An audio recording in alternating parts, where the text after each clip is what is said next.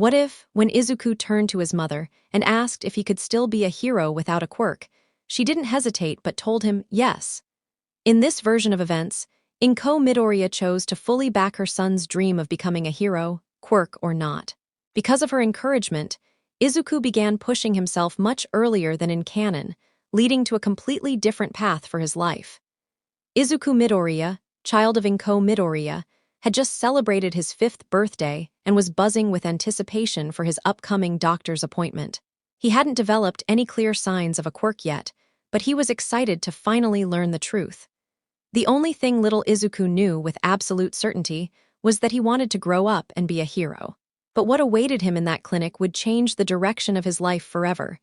The doctor welcomed them and motioned for them to sit down. "Please, take a seat."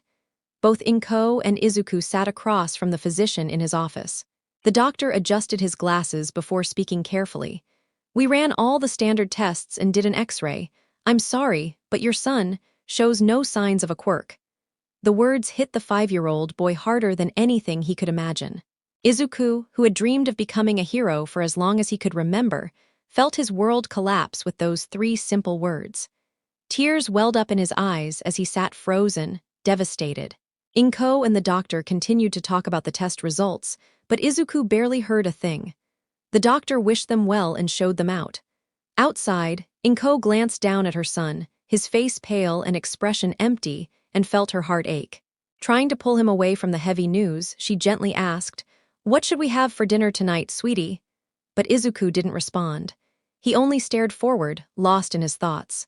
Realizing nothing would cheer him up quickly, she hurried home to comfort him properly. Once they arrived, Izuku quietly retreated to his room, sat at his desk, and played the video that always lifted his spirits, All Might's debut clip of saving 100 people in a single night. He watched it again and again, ignoring his dinner. Inko sat beside him, trying to console him, when suddenly he turned and asked with trembling hope, "Mom, do you think I can still be a hero like All Might?" Inko froze, unsure of what to say, then looked into her son's tearful eyes and remembered the day she promised herself she'd do anything to protect him. She realized her words now could either destroy his dream or strengthen it, so she chose the latter. "Yes, it'll take everything you've got, and you'll have to push harder than anyone else. But I'll be with you every step of the way." Izuku wiped his tears, hugged her tightly, and whispered, "Thank you, Mom. I'll work as hard as I can and become strong just like All Might. I'll make you proud." Hearing his determination, Inko knew she'd have to find a way to support his seemingly impossible goal. The very next day, she began researching safe training methods and built a simple workout plan for her son. This moment marked the beginning of a journey neither of them could have predicted. Over the next 7 years, Izuku transformed his body through sheer grit. Running 10 kilometers daily, endless push-ups, squats, sit-ups, burpees, and martial arts practiced to learn how to fight and defend. Progress was slow, but Izuku pressed forward, never forgetting his mother's encouragement or his dream. One sweltering afternoon, after another intense workout, Izuku collapsed onto the grass beneath a tree, panting heavily as he shielded himself from the scorching sun. Nearby, he noticed his mother jogging around the track, pushing herself harder than usual, determined to improve her time. Wearing a simple white shirt, black shorts, and red sneakers, she kept running, sweat dripping but spirit unwavering. Izuku smiled, admiring her dedication. He remembered being 7 when she first started taking him for walks around the park track. As he got faster, she began jogging to keep up, and eventually made it part of her own daily routine. Though she never matched his intensity, she stayed by his side nonetheless. After finishing her last lap, Inko jogged over and collapsed beside him, catching her breath. "I almost kept up with you today," she gasped with a grin. Izuku chuckled and replied, "Maybe next time, Mom." They both laughed, enjoying the small victory, before walking home together. That night, they treated themselves to shrimp tempura with rice and ice cream. After his shower, Izuku noticed weights left scattered in his room and put them back in his makeshift gym.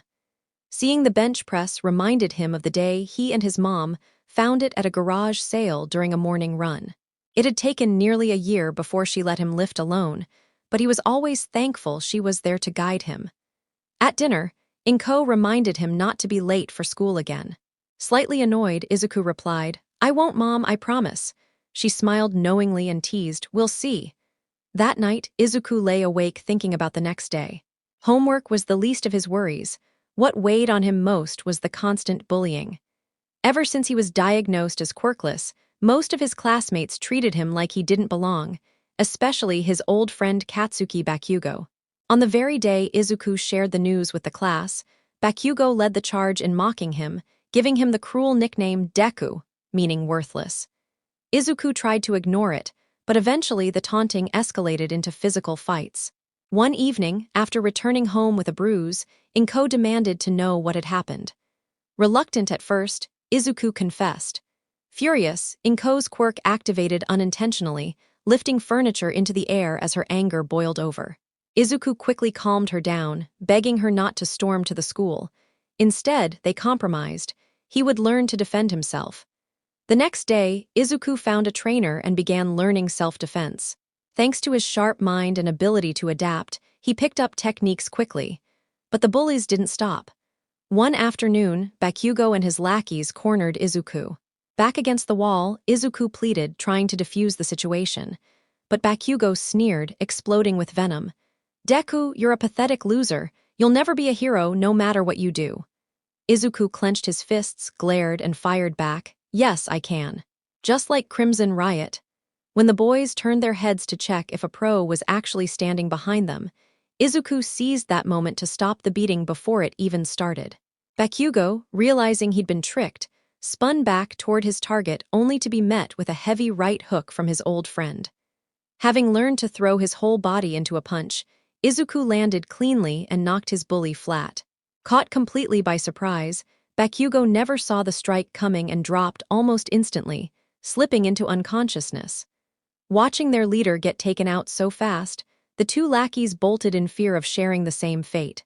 Izuku, shaken by what he had just done, quickly rushed to Bakugo's side to make sure he was still breathing and didn't need emergency help. He then sprinted back into the school to alert the nearest staff member that Kaken had collapsed, before heading home with a sense of relief that he'd finally stood up to his tormentor. Knowing Kaken would surely want payback, Izuku began leaving school from different exits each day and never walked the same route home, making sure to avoid him at all costs. 2 years passed since that incident, and Bakugo constantly searched for a chance to corner Izuku alone to get even for what happened when they were 10. But Izuku's careful planning kept him out of reach. He stuck close to teachers on school grounds and kept his guard up at all times. The next morning, Izuku decided to visit the comic store to grab the newest issue of Static Shock. The shop wasn't far from his school, so he stopped by often without worrying about being late. After paying, he stepped outside and turned the corner, only to be greeted by the familiar spiky blonde hair and furious glare of his ex-best friend. With rage spilling from his eyes and veins showing across his face, Bakugo growled. "Deku, I finally tracked you down and now you're finished." Izuku muttered to himself, "Oh no, this is bad." Though caught off guard, Izuku had always prepared for this moment in case he was ever trapped.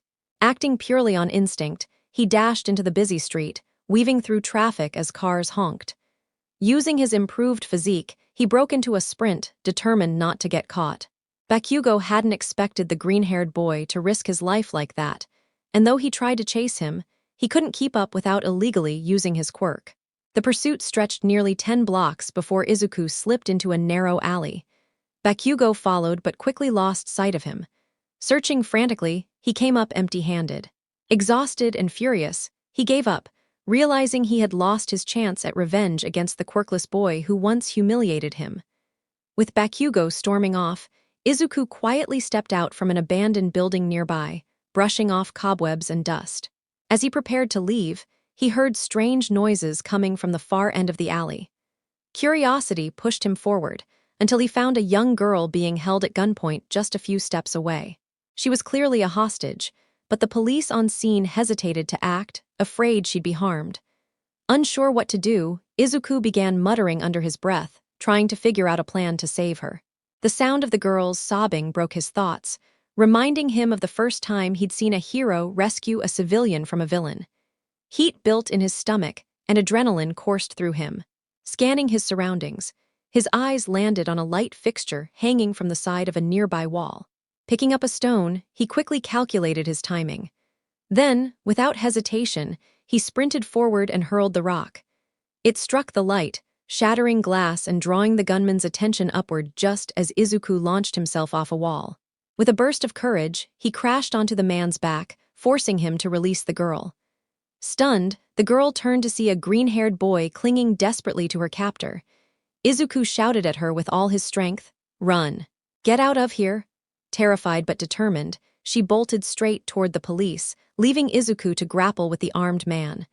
Remembering his martial arts training, he held on tight, refusing to be thrown off. In an effort to shake the boy loose, the man dropped his weapon, freeing his hands to pry Izuku off. Just as he managed to grab hold of him, officers rushed in, tackling the criminal and ending the fight.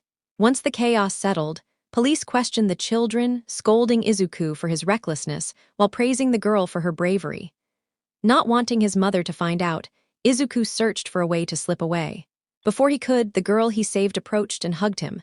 Unsure what to do, he hugged back, blushing as she whispered, "Thank you for saving me." Izuku, having only hugged his mother before, grew flustered and replied, "Why, you're welcome." He couldn't help but notice her radiant smile, her black hair framing her matching eyes. Snapping out of his daze, Izuku realized the police weren't watching the squad car they'd placed him and the girl in. Before sneaking away, the girl asked softly, "What's your name?" He hesitated, not wanting the police to trace him, then smiled and answered simply, "Deku." Her face lit up as she said, "You're my hero." With that, she pressed her hand against his palm, releasing a faint glow. When she pulled away, Izuku saw a badge engraved with a hero's symbol etched into his skin. Amazed by her quirk, he thanked her kindly and promised, "I hope we meet again one day." Once the coast was clear, Izuku slipped away, leaving her safe with the officers. By the time he returned to school, late again, the principal informed him he'd be serving detention. Izuku groaned, then strolled to his homeroom. As he placed his bag in his locker, his eyes caught the badge left by the girl. Smiling, he whispered to himself, "Step 1 to becoming a hero complete." Time shifted forward to Izuku's final year of junior high. He scribbled notes in his journal, working out new training routines, but as usual, his mutterings spiraled out of control. "Midoriya!" his teacher shouted, snapping him back to reality. Closing his journal quickly, Izuku paid attention to the blackboard. From the corner of his vision, he noticed Bakugo glaring at him, as he often did, a silent reminder to keep his distance. Looking down at the badge pinned inside his collar, Izuku wondered how the girl he saved years ago was doing. Despite following the news obsessively, her story never surfaced. The media claimed a veteran cop had rescued her, sparing everyone from harm.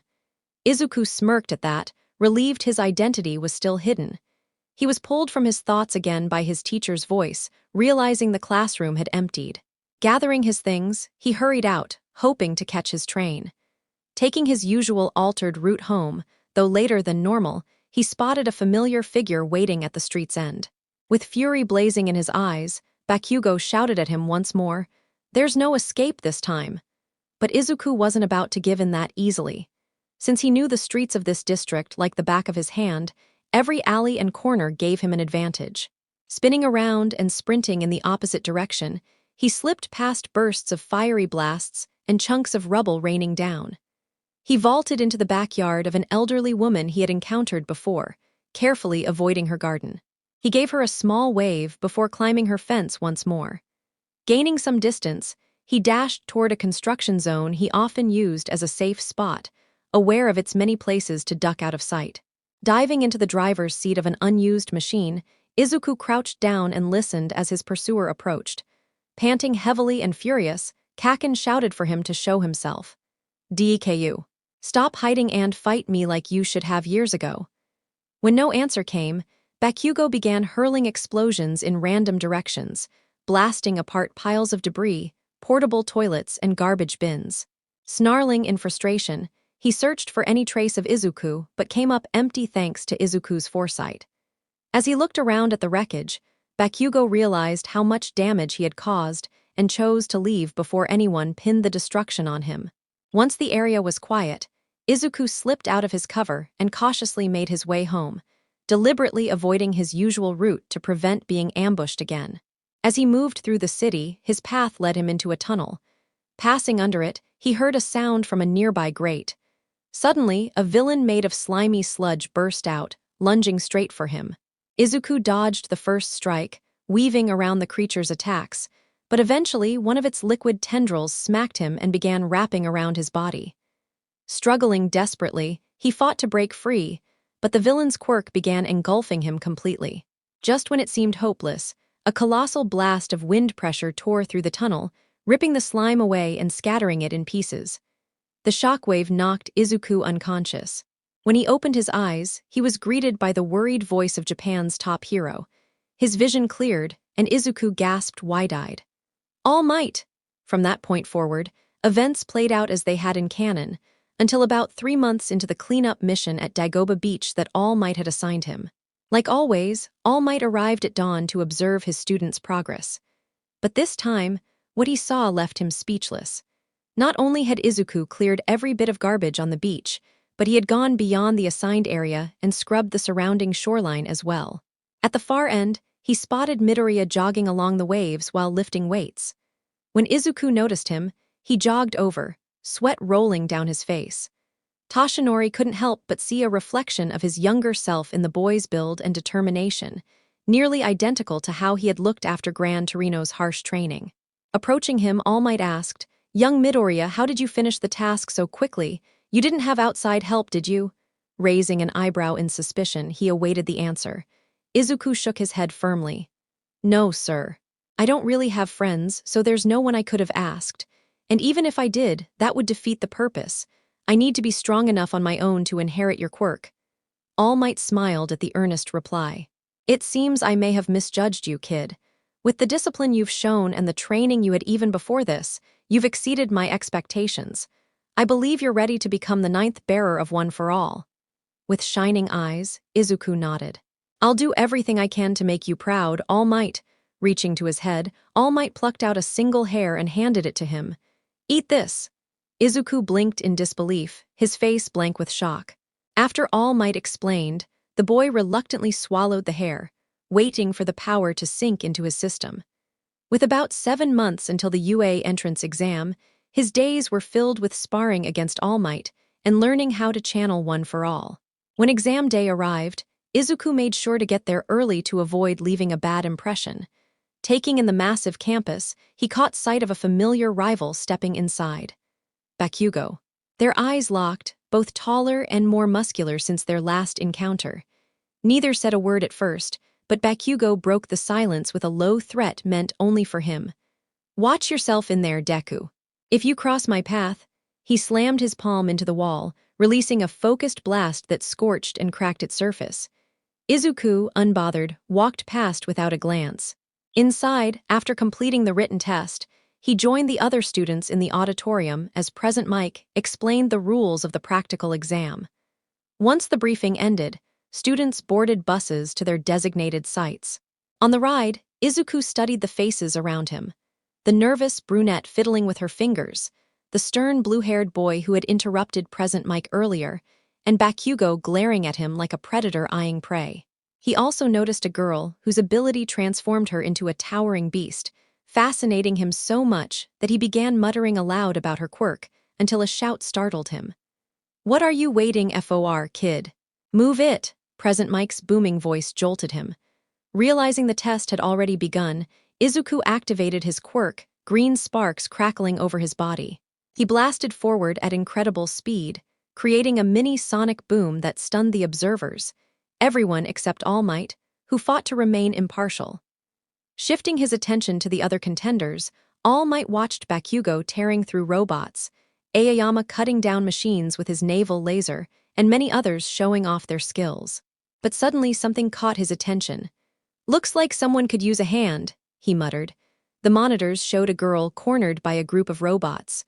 Firing blasts from her palm-turned rockets, she managed to hold them off, but more came from every direction. She scrambled up a fire escape, only for the bots to rip it down, sending her plummeting. Just as she braced for impact, a black tendril wrapped around her waist and lifted her to safety. Looking up, she saw the green-haired boy muttering to himself, the same one she had passed earlier. He finally looked her way and said, Hey, it looked like you needed some help. Flashback 7 MONTHS. Earlier, 5 hours after Izuku had eaten All Might's hair, the two met on a quiet stretch of the beach, away from curious eyes. Izuku stared at his arms as the energy of one for all surged inside him, unlike anything he had ever felt.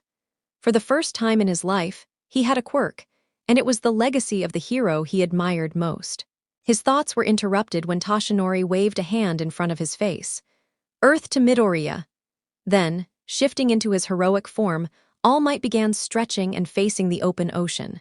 Once ready, he looked back at his protege. Young Midoriya, let's test how much of one for all you can handle.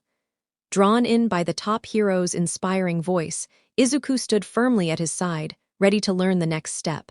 All Might pulled his fist back, preparing his strike, and shouted out, Detroit Smash!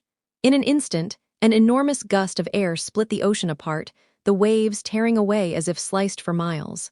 Izuku was stunned, unable to speak, witnessing All Might's quirk in action with his own eyes. It felt unreal, like a dream he had chased since childhood finally come true. ALRIGHT, young man, show me what you can do. Snapped out of his amazement, Izuku quickly replied, Yes, SIR. Without pause, the green-haired boy stepped forward to the exact spot where the hero had stood, copying his stance. He drew his arm back, then hesitated, glancing at All Might. All Might, how exactly do I use your quirk? Toshinori smacked his own forehead, realizing he had forgotten to explain the basics. After recovering, he let out a hearty laugh. HAHAA, it's simple, kid. Feel the power flow, grab hold of it, then squeeze your butt and yell smash at the top of your lungs. Izuku gave him a blank look, unimpressed by the vague instructions. Still, he tried to sense the quirk within him, forcing the strange electricity buzzing through his body to gather in his right arm. Red lines bulged across his skin, his muscles swelled, and sparks of energy crackled violently. Taking the same pose as his mentor, he glanced back to see All Might giving a thumbs up. Following the advice, he tensed himself and screamed. Smash! Izuku swung forward, unleashing his very first Detroit Smash. The blast tore into the waves, though far less controlled than his teacher's. Still, All Might's eyes gleamed with pride. But when he turned, Izuku was already blown back, lying on the sand clutching his arm. All Might rushed over, seeing the boy's right arm bruised purple from the strain. Young man, that's the recoil of using one for all at full strength without proper control. Izuku winced but nodded, silently promising not to push recklessly again. All Might lifted him onto his shoulder and carried him back to his truck. After placing Izuku inside, he released his muscle form, and they sped off for help. When they arrived, Izuku realized they were in Matsutafu, but the place was unfamiliar. Toshinori pressed a button at a gate. Hello, who is it? A voice asked.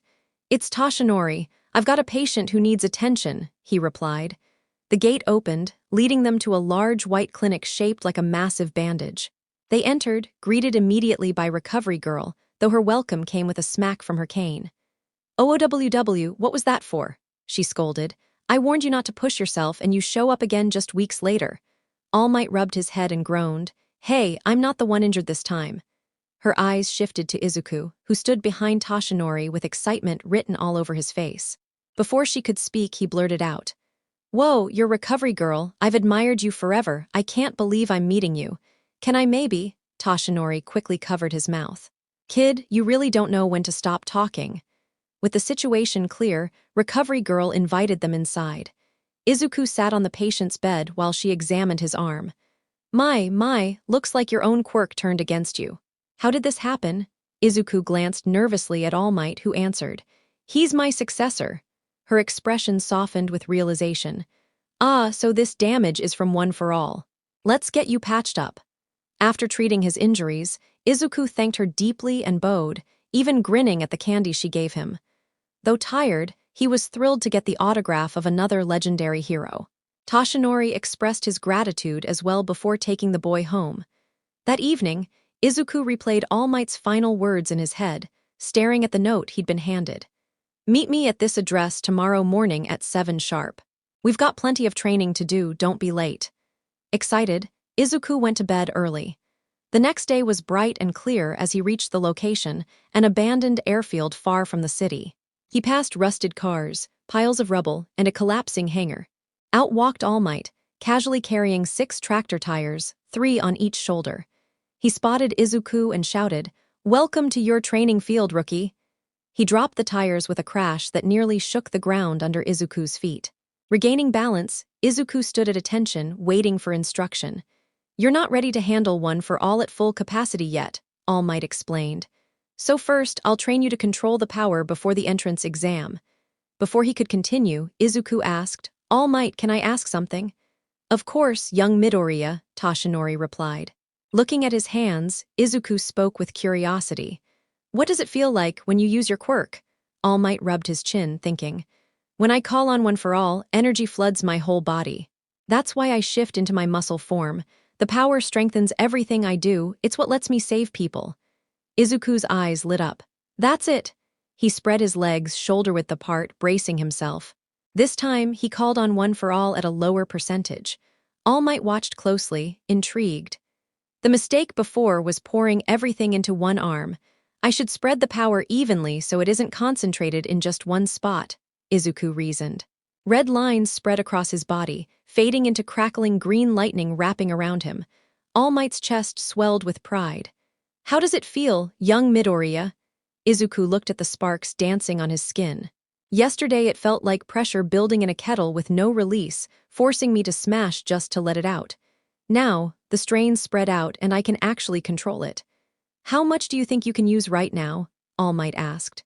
Closing his eyes, Izuku focused, then answered, "Feels like around 10%. Smiling, All Might transformed back into muscle form, stretching as he stepped into a battle stance. "Good. Then let's see what you can really do. As part of our training, I want you to keep one for all running constantly until I tell you otherwise. Your body isn't familiar with carrying my power yet, so the more you use it, the more natural it will become for you." Wearing a confident grin, the green-haired boy mirrored his mentor's stance. Izuku steadied his breathing, locking eyes with his teacher, ready for whatever was about to happen. Without hesitation, All Might shot forward with a booming voice. "I'll use 10% of my own strength to match yours until your body adjusts." Their fists collided, both of them striking with their right arms, sending a ripple of force through the ground before they broke apart. All Might spoke again. "Once you've adapted to 10%, we'll gradually push your output higher until you can command this power completely." Izuku gave a short reply. "Yes, sir." He immediately charged at All Might again, diving into the sparring session with full focus. 3 months later, All Might observed quietly while his successor trained relentlessly, Izuku now doing push-ups with massive tractor tires stacked on his back. To test his awareness, All Might suddenly tossed a water bottle at his head. Without missing a beat, Izuku flared up one for all, reached out, and snatched it midair. Letting the heavy tires drop aside, he rose to his feet, took a drink, and looked at his mentor with a smirk. "Not this time, All Might." After tossing the empty bottle into a nearby bin, Izuku stretched before moving next to his teacher on the track. Once he loosened up, Toshinori turned toward him and asked, "Midoriya, have you had any more of those strange dreams you mentioned before?" Pausing mid-stretch, Izuku looked back at him. "No, ever since I stabilized 20%, I haven't had one like that again."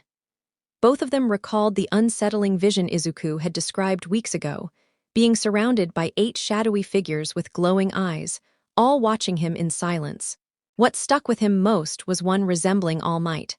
Just before waking, one of the figures shifted, becoming a silver-haired man who pointed directly at Izuku and declared, "The 9th." He had jolted awake afterward, gasping for breath, and shared everything with All Might the following morning. Now, lined up on the track, both teacher and student crouched into runners' stances before sprinting off. Izuku struggled to keep pace with All Might, convinced he'd lose yet again. Pushing one for all as far as he could, Izuku forced every ounce of speed from his body. Looking back, All Might shouted, "I'm only using 25%. Hurry it up, or you'll never surpass me." Fueled by frustration and determination, Izuku broke past his limit, surging to 25%. The strain coursed through his body as his speed spiked. Realizing his student was catching up, All Might boosted his own output slightly to maintain his lead. Gritting his teeth, Izuku thought desperately, "If I could just tap into a bit more power, I can beat him."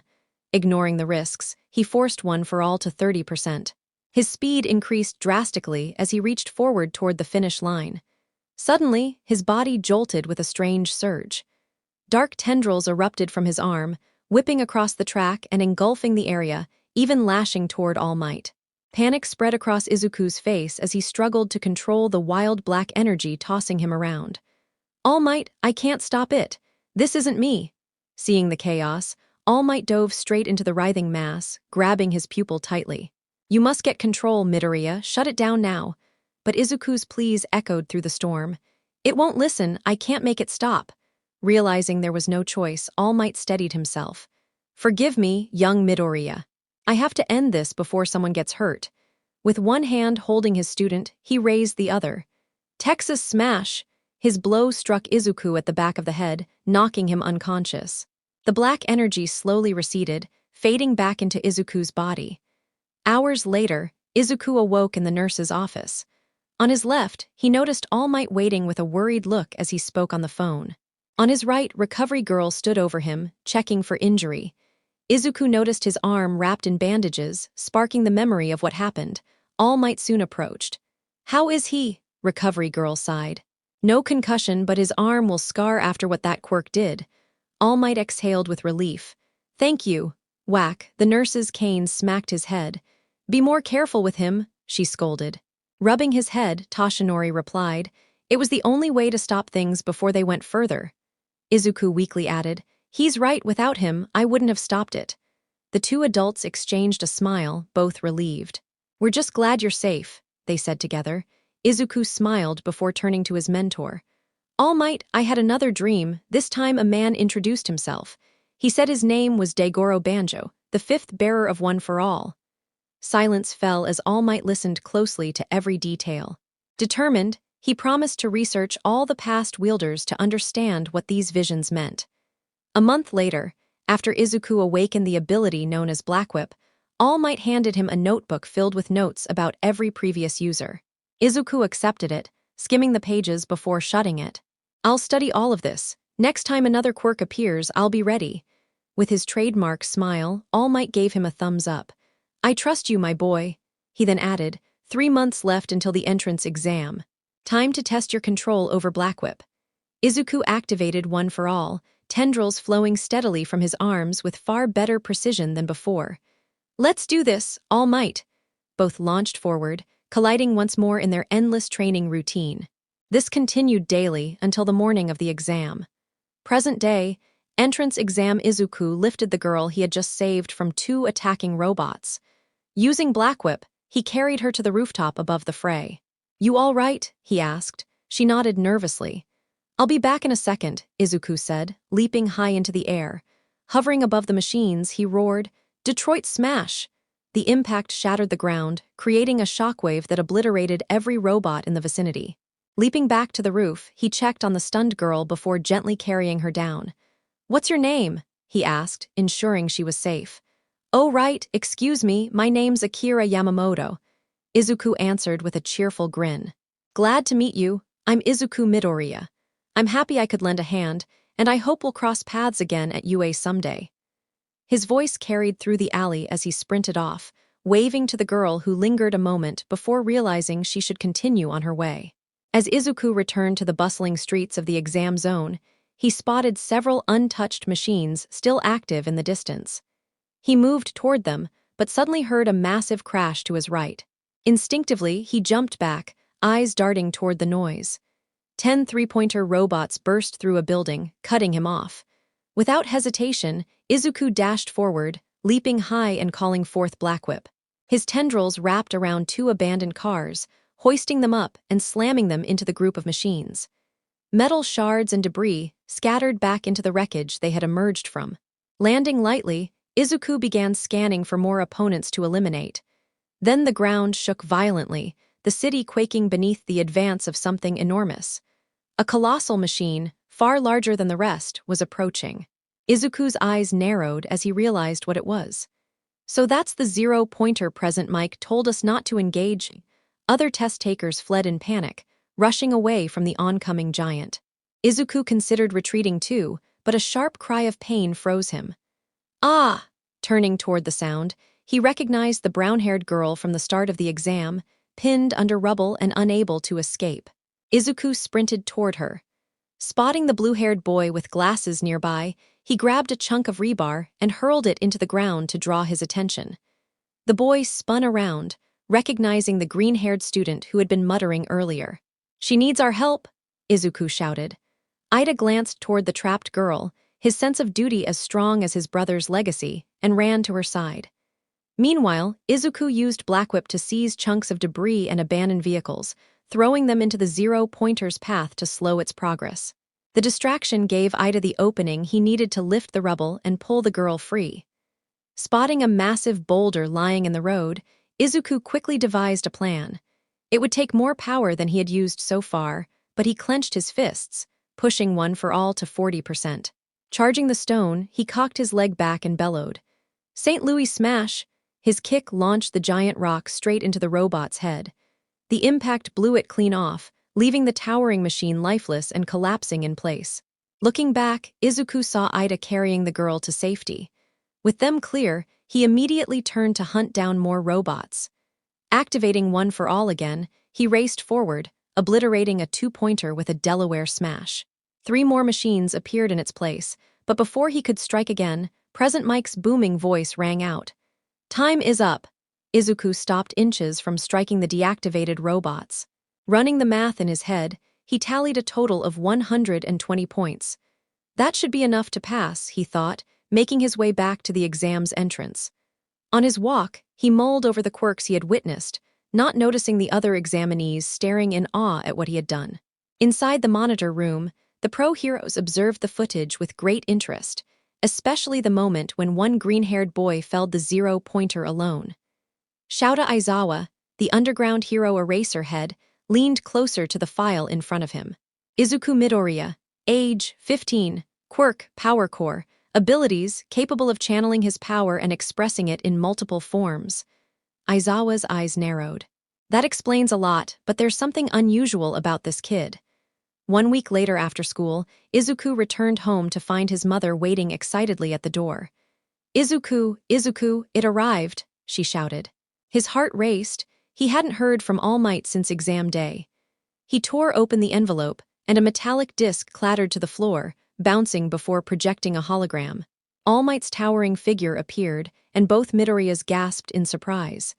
Izuku quickly placed the disc on the table as the projection began speaking. "Ha ha ha! Congratulations, young Midoriya. You may be wondering why I'm delivering your results. Well, I've taken up a teaching role at UA this year. First, let me congratulate you on passing the written exam with flying colors." The hologram continued, revealing that Izuku had shattered the all-time record, even surpassing All Might's own score, with a total of 180 points. Tears streamed down Izuku's face as he realized he had taken one more step toward his dream. Later that evening, the green-haired teen dashed out to his favorite dessert shop, buying a treat to celebrate with his mother. He waved to the owner, Mr. Kobayashi, before heading home. On the way back, faint cries from a nearby alley caught his attention. Investigating, he spotted a blonde girl with a knife looming over an unconscious man. "Stop. What are you doing?" he shouted. The girl's golden eyes met his, filled with a disturbing hunger. She lunged at him, but Izuku activated full cowl, narrowly dodging and restraining her in a hold. She thrashed wildly, rabid and desperate, screaming at him.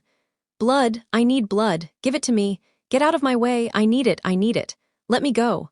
Her saliva dripped as she struggled harder, forcing Izuku to push 30% of his strength just to contain her. Glancing at the unconscious man, he made a split-second choice. Pulling up his sleeve, he shoved his arm toward her mouth. "Here, take my blood." The girl bit down instantly, sharp pain shooting through him. But as she drank, the frenzy subsided. Her eyes softened, her body relaxed, and she whispered softly, "Thank you." Before he could reply, she leapt away, scaling a canopy and climbing up to the rooftops. "You don't have to hurt people," Izuku shouted after her. "If you need help, let me help you. I'm going to be a hero, and heroes save people, even you." She paused for a heartbeat, staring back in silence. Then, startled by the groans of the injured man waking, Izuku rushed to his side. When he looked back, the girl was gone. After calling the authorities, the police arrived and took his statement while paramedics rushed the man to a hospital. Izuku told them the attacker had fled when he showed up. Commending his quick thinking, the officers offered him a ride home. On the way back, Izuku's mind kept circling the strange encounter. She was young, not dressed like someone living on the streets. Her violent craving before drinking his blood worried him. If left unchecked, it could be fatal. I need to find her again, Izuku thought, because if I don't, no one else will. After being escorted home by the police, Izuku headed straight upstairs and began piecing together information on the blonde girl he had crossed paths with earlier.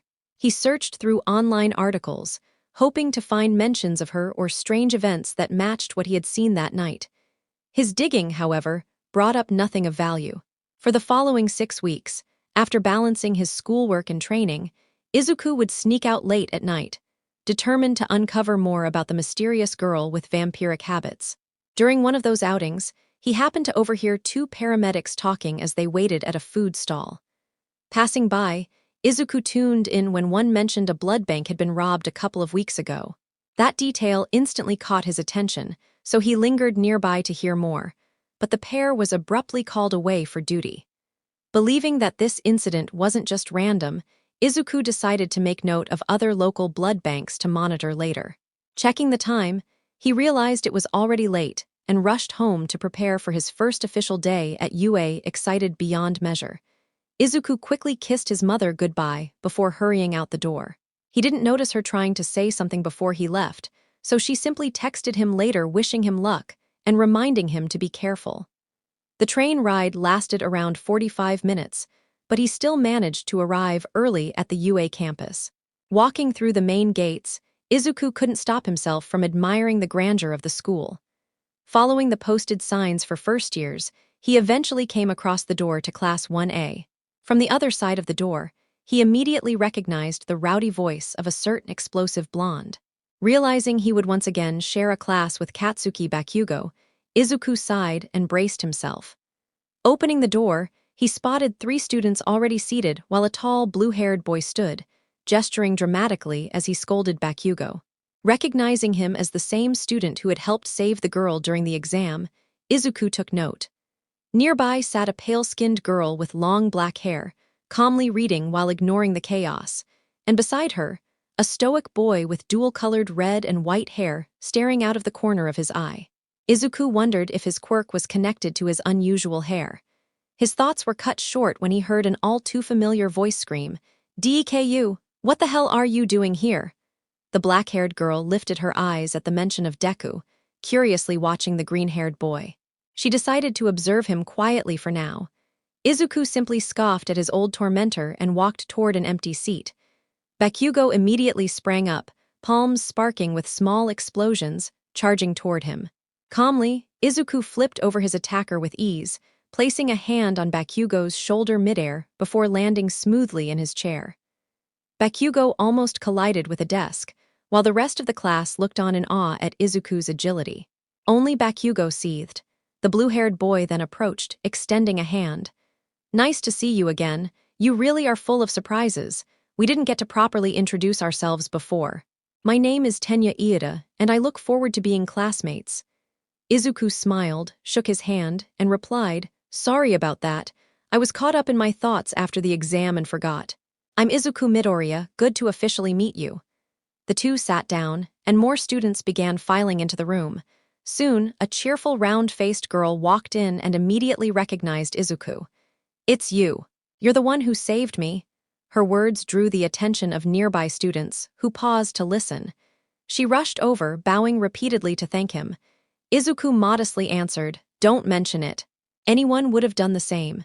He offered her a warm smile, just before a flat, tired voice cut through the room. "If you're here just to make friends, you're in the wrong class." Everyone turned toward the door, where a scruffy man in dark clothes stood with a scarf hanging around his neck. The entire class instantly quieted. "Good, at least you didn't take forever to calm down. Everyone, sit." The students hurried into their seats as the man introduced himself. "I'm Shota Aizawa, your homeroom teacher." Izuku quickly recognized the goggles at his collar and pieced together who he was but kept it to himself. As Aizawa ran through a brief overview of the year, Izuku observed his new classmates, guessing at their quirks based on appearances. His thoughts were interrupted when Aizawa handed him a uniform and instructed, "Get changed.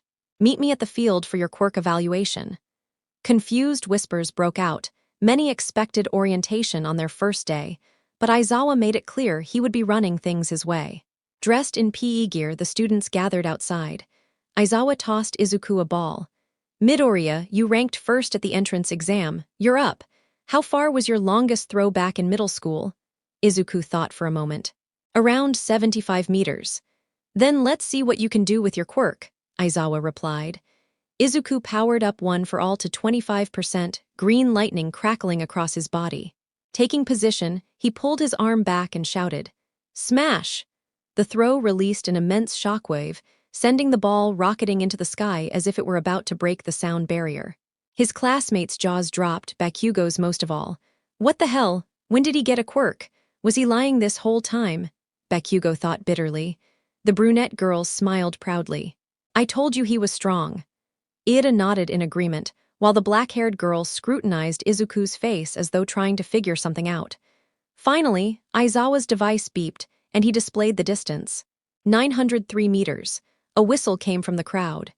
"Nice throw, man. Can't wait for my turn," someone said. Aizawa, unfazed, then announced that whoever finished last in the test would be expelled. Gasps erupted from the class, panic settling in. Despite the pressure, Izuku performed near the top in almost every event, though Mainta won the side-to-side jump and Uraraka's ball throw scored infinity after floating off into space. Exhausted from the trials, everyone grew annoyed when Aizawa revealed no one was actually being expelled. It had been a scare tactic to push them. In unison, the class muttered, "What a jerk!" With the session over, Aizawa dismissed them back to change. When the final bell rang, Izuku was gathering his things when a red-haired boy approached his desk with a grin, ready to introduce himself. "Yo, name's Ijiro Kirishima. That throw you just pulled off was crazy manly. What kind of training do you do?" Before Izuku could even get a word out, his pink-skinned classmate jumped in. "Hey, Midoriya. I'm Mina Ashido, and wow, you're seriously jacked. Got any secrets for how you bulked up like that?" Her wide smile matched her bubbly vibe as she looked at him with curiosity. Izuku returned the smile before answering. "Honestly, nothing too special.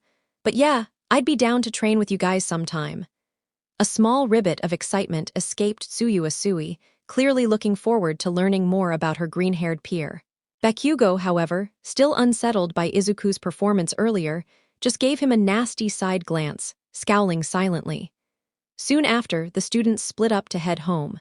Izuku walked slowly, mentally sorting out everyone's names and faces. As he reached the exit, he noticed one of his classmates chasing after her hat that had been swept away by the wind. Activating his quirk, he dashed ahead and snagged it before it got too far.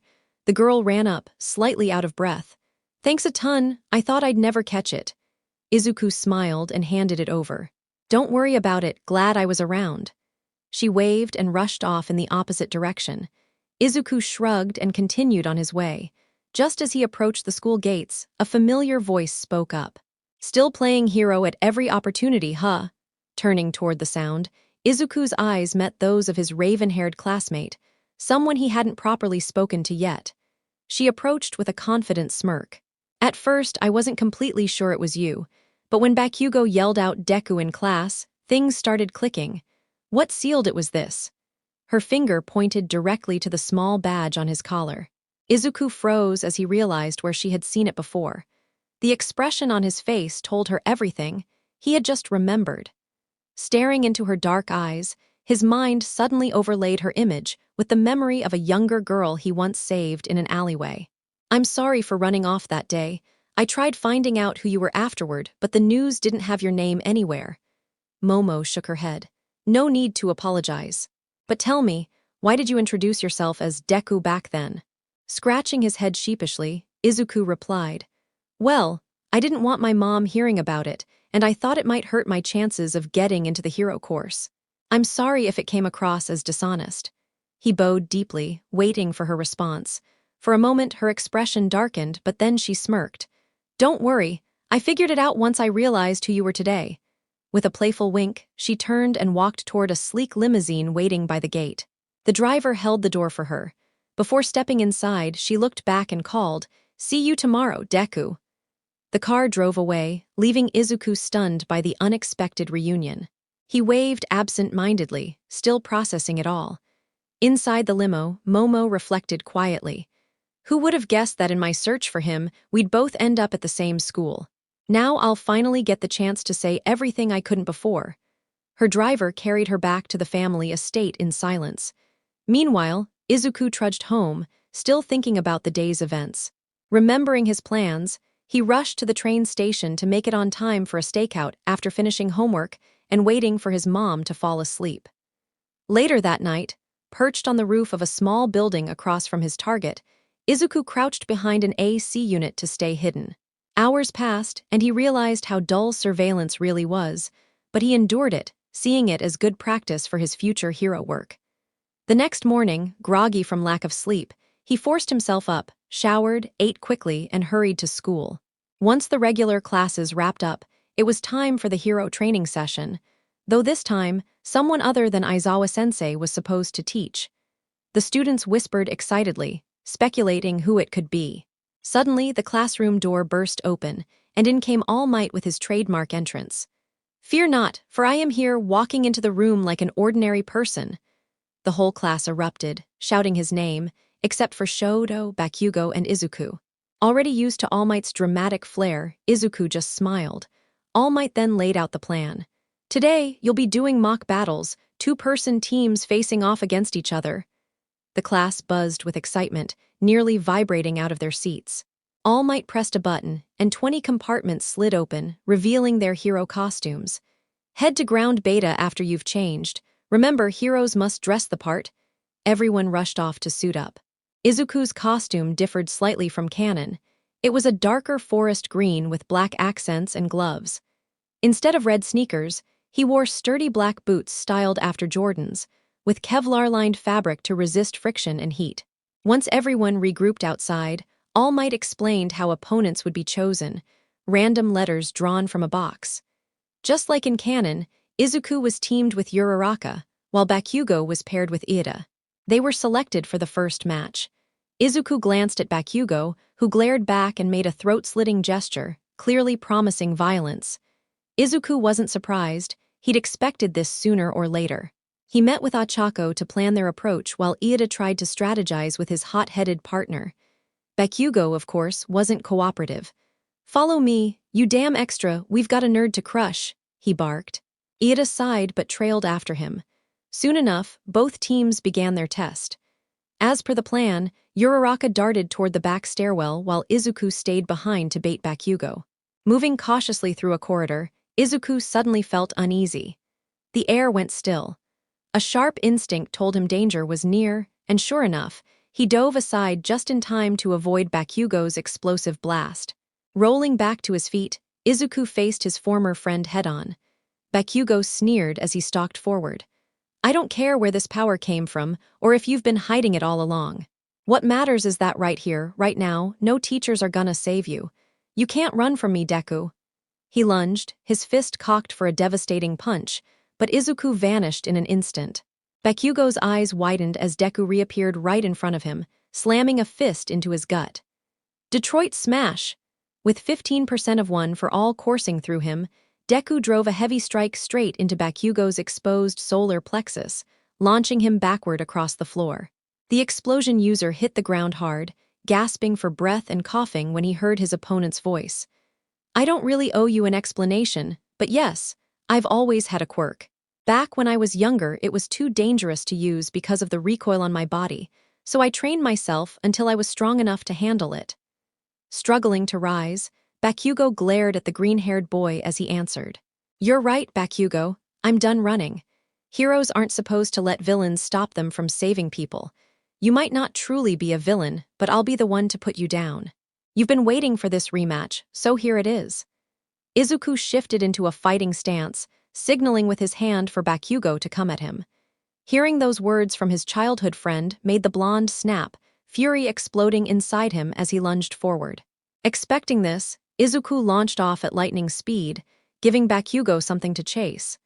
Meanwhile upstairs, Iida picked up the sounds of combat echoing through the communicator linked to Bakugo. Remembering his duty to protect the mock bomb, he began scanning the room carefully for any sign of intruders.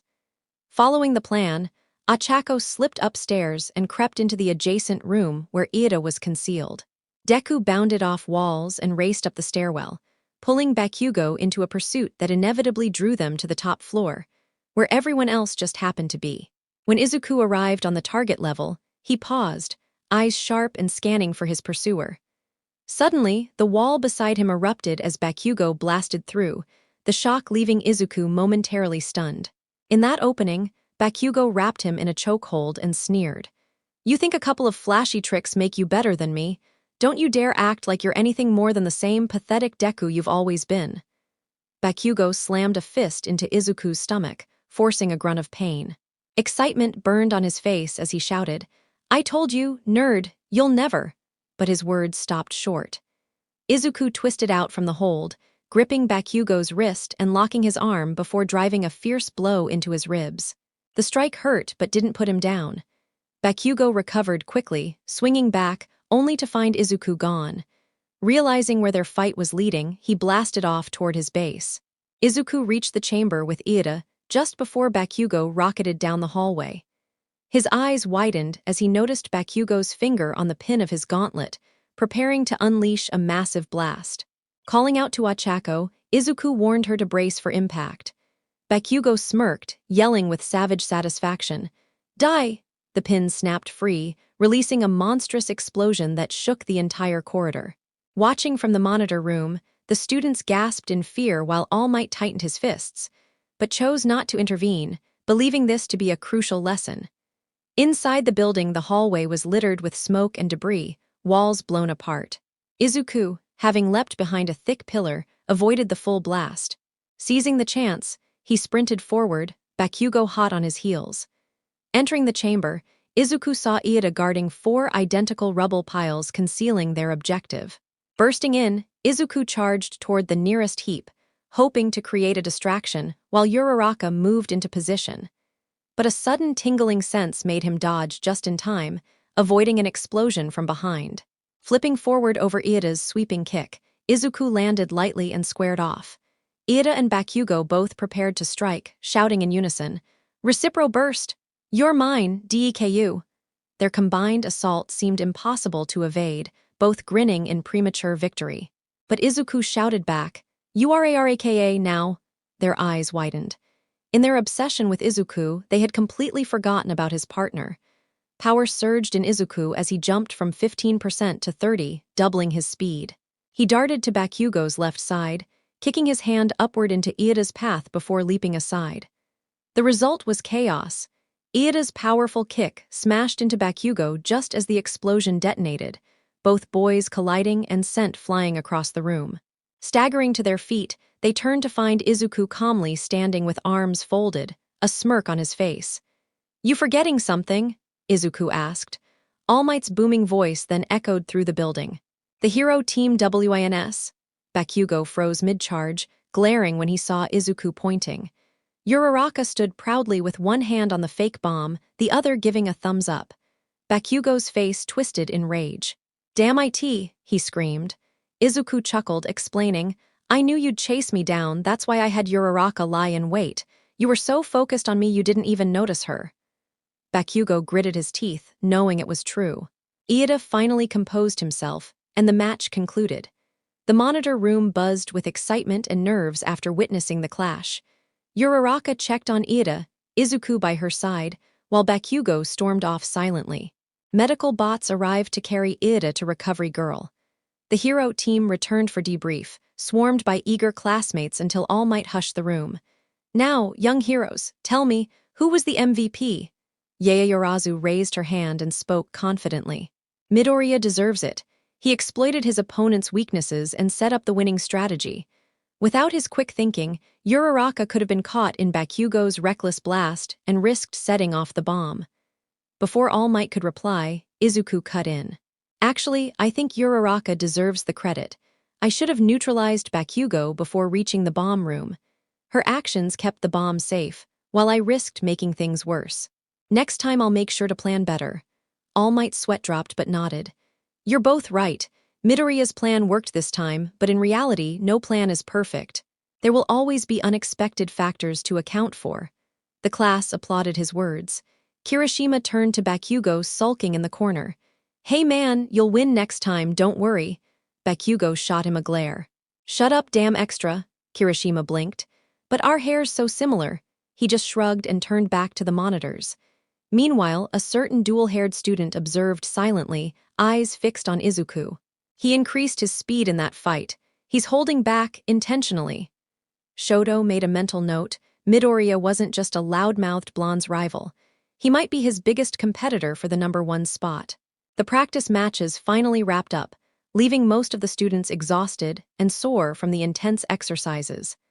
After Izuku finished changing and stepped out of the locker room, he noticed Yaoyorozu waiting patiently by the entrance. Hey Midoriya, if you're free after class, could we talk? There's something important I want to bring up. Izuku, surprised by the sudden request, nodded before replying, Sure, let's meet in the library once classes are done. Momo gave a reassuring nod, and the two of them headed back inside. Later, when they both sat across from one another in the library, Izuku couldn't help but feel curious. He wasn't sure what she wanted to discuss, but her expression showed it mattered. With a small smile, Yaoyorozu finally spoke. Midoriya, ever since you saved me that day, my perspective completely changed. My family and I were in the city because my father had to finalize an important deal. After leaving his office, I wandered off for a bit to window shop. That's when I heard a loud crash.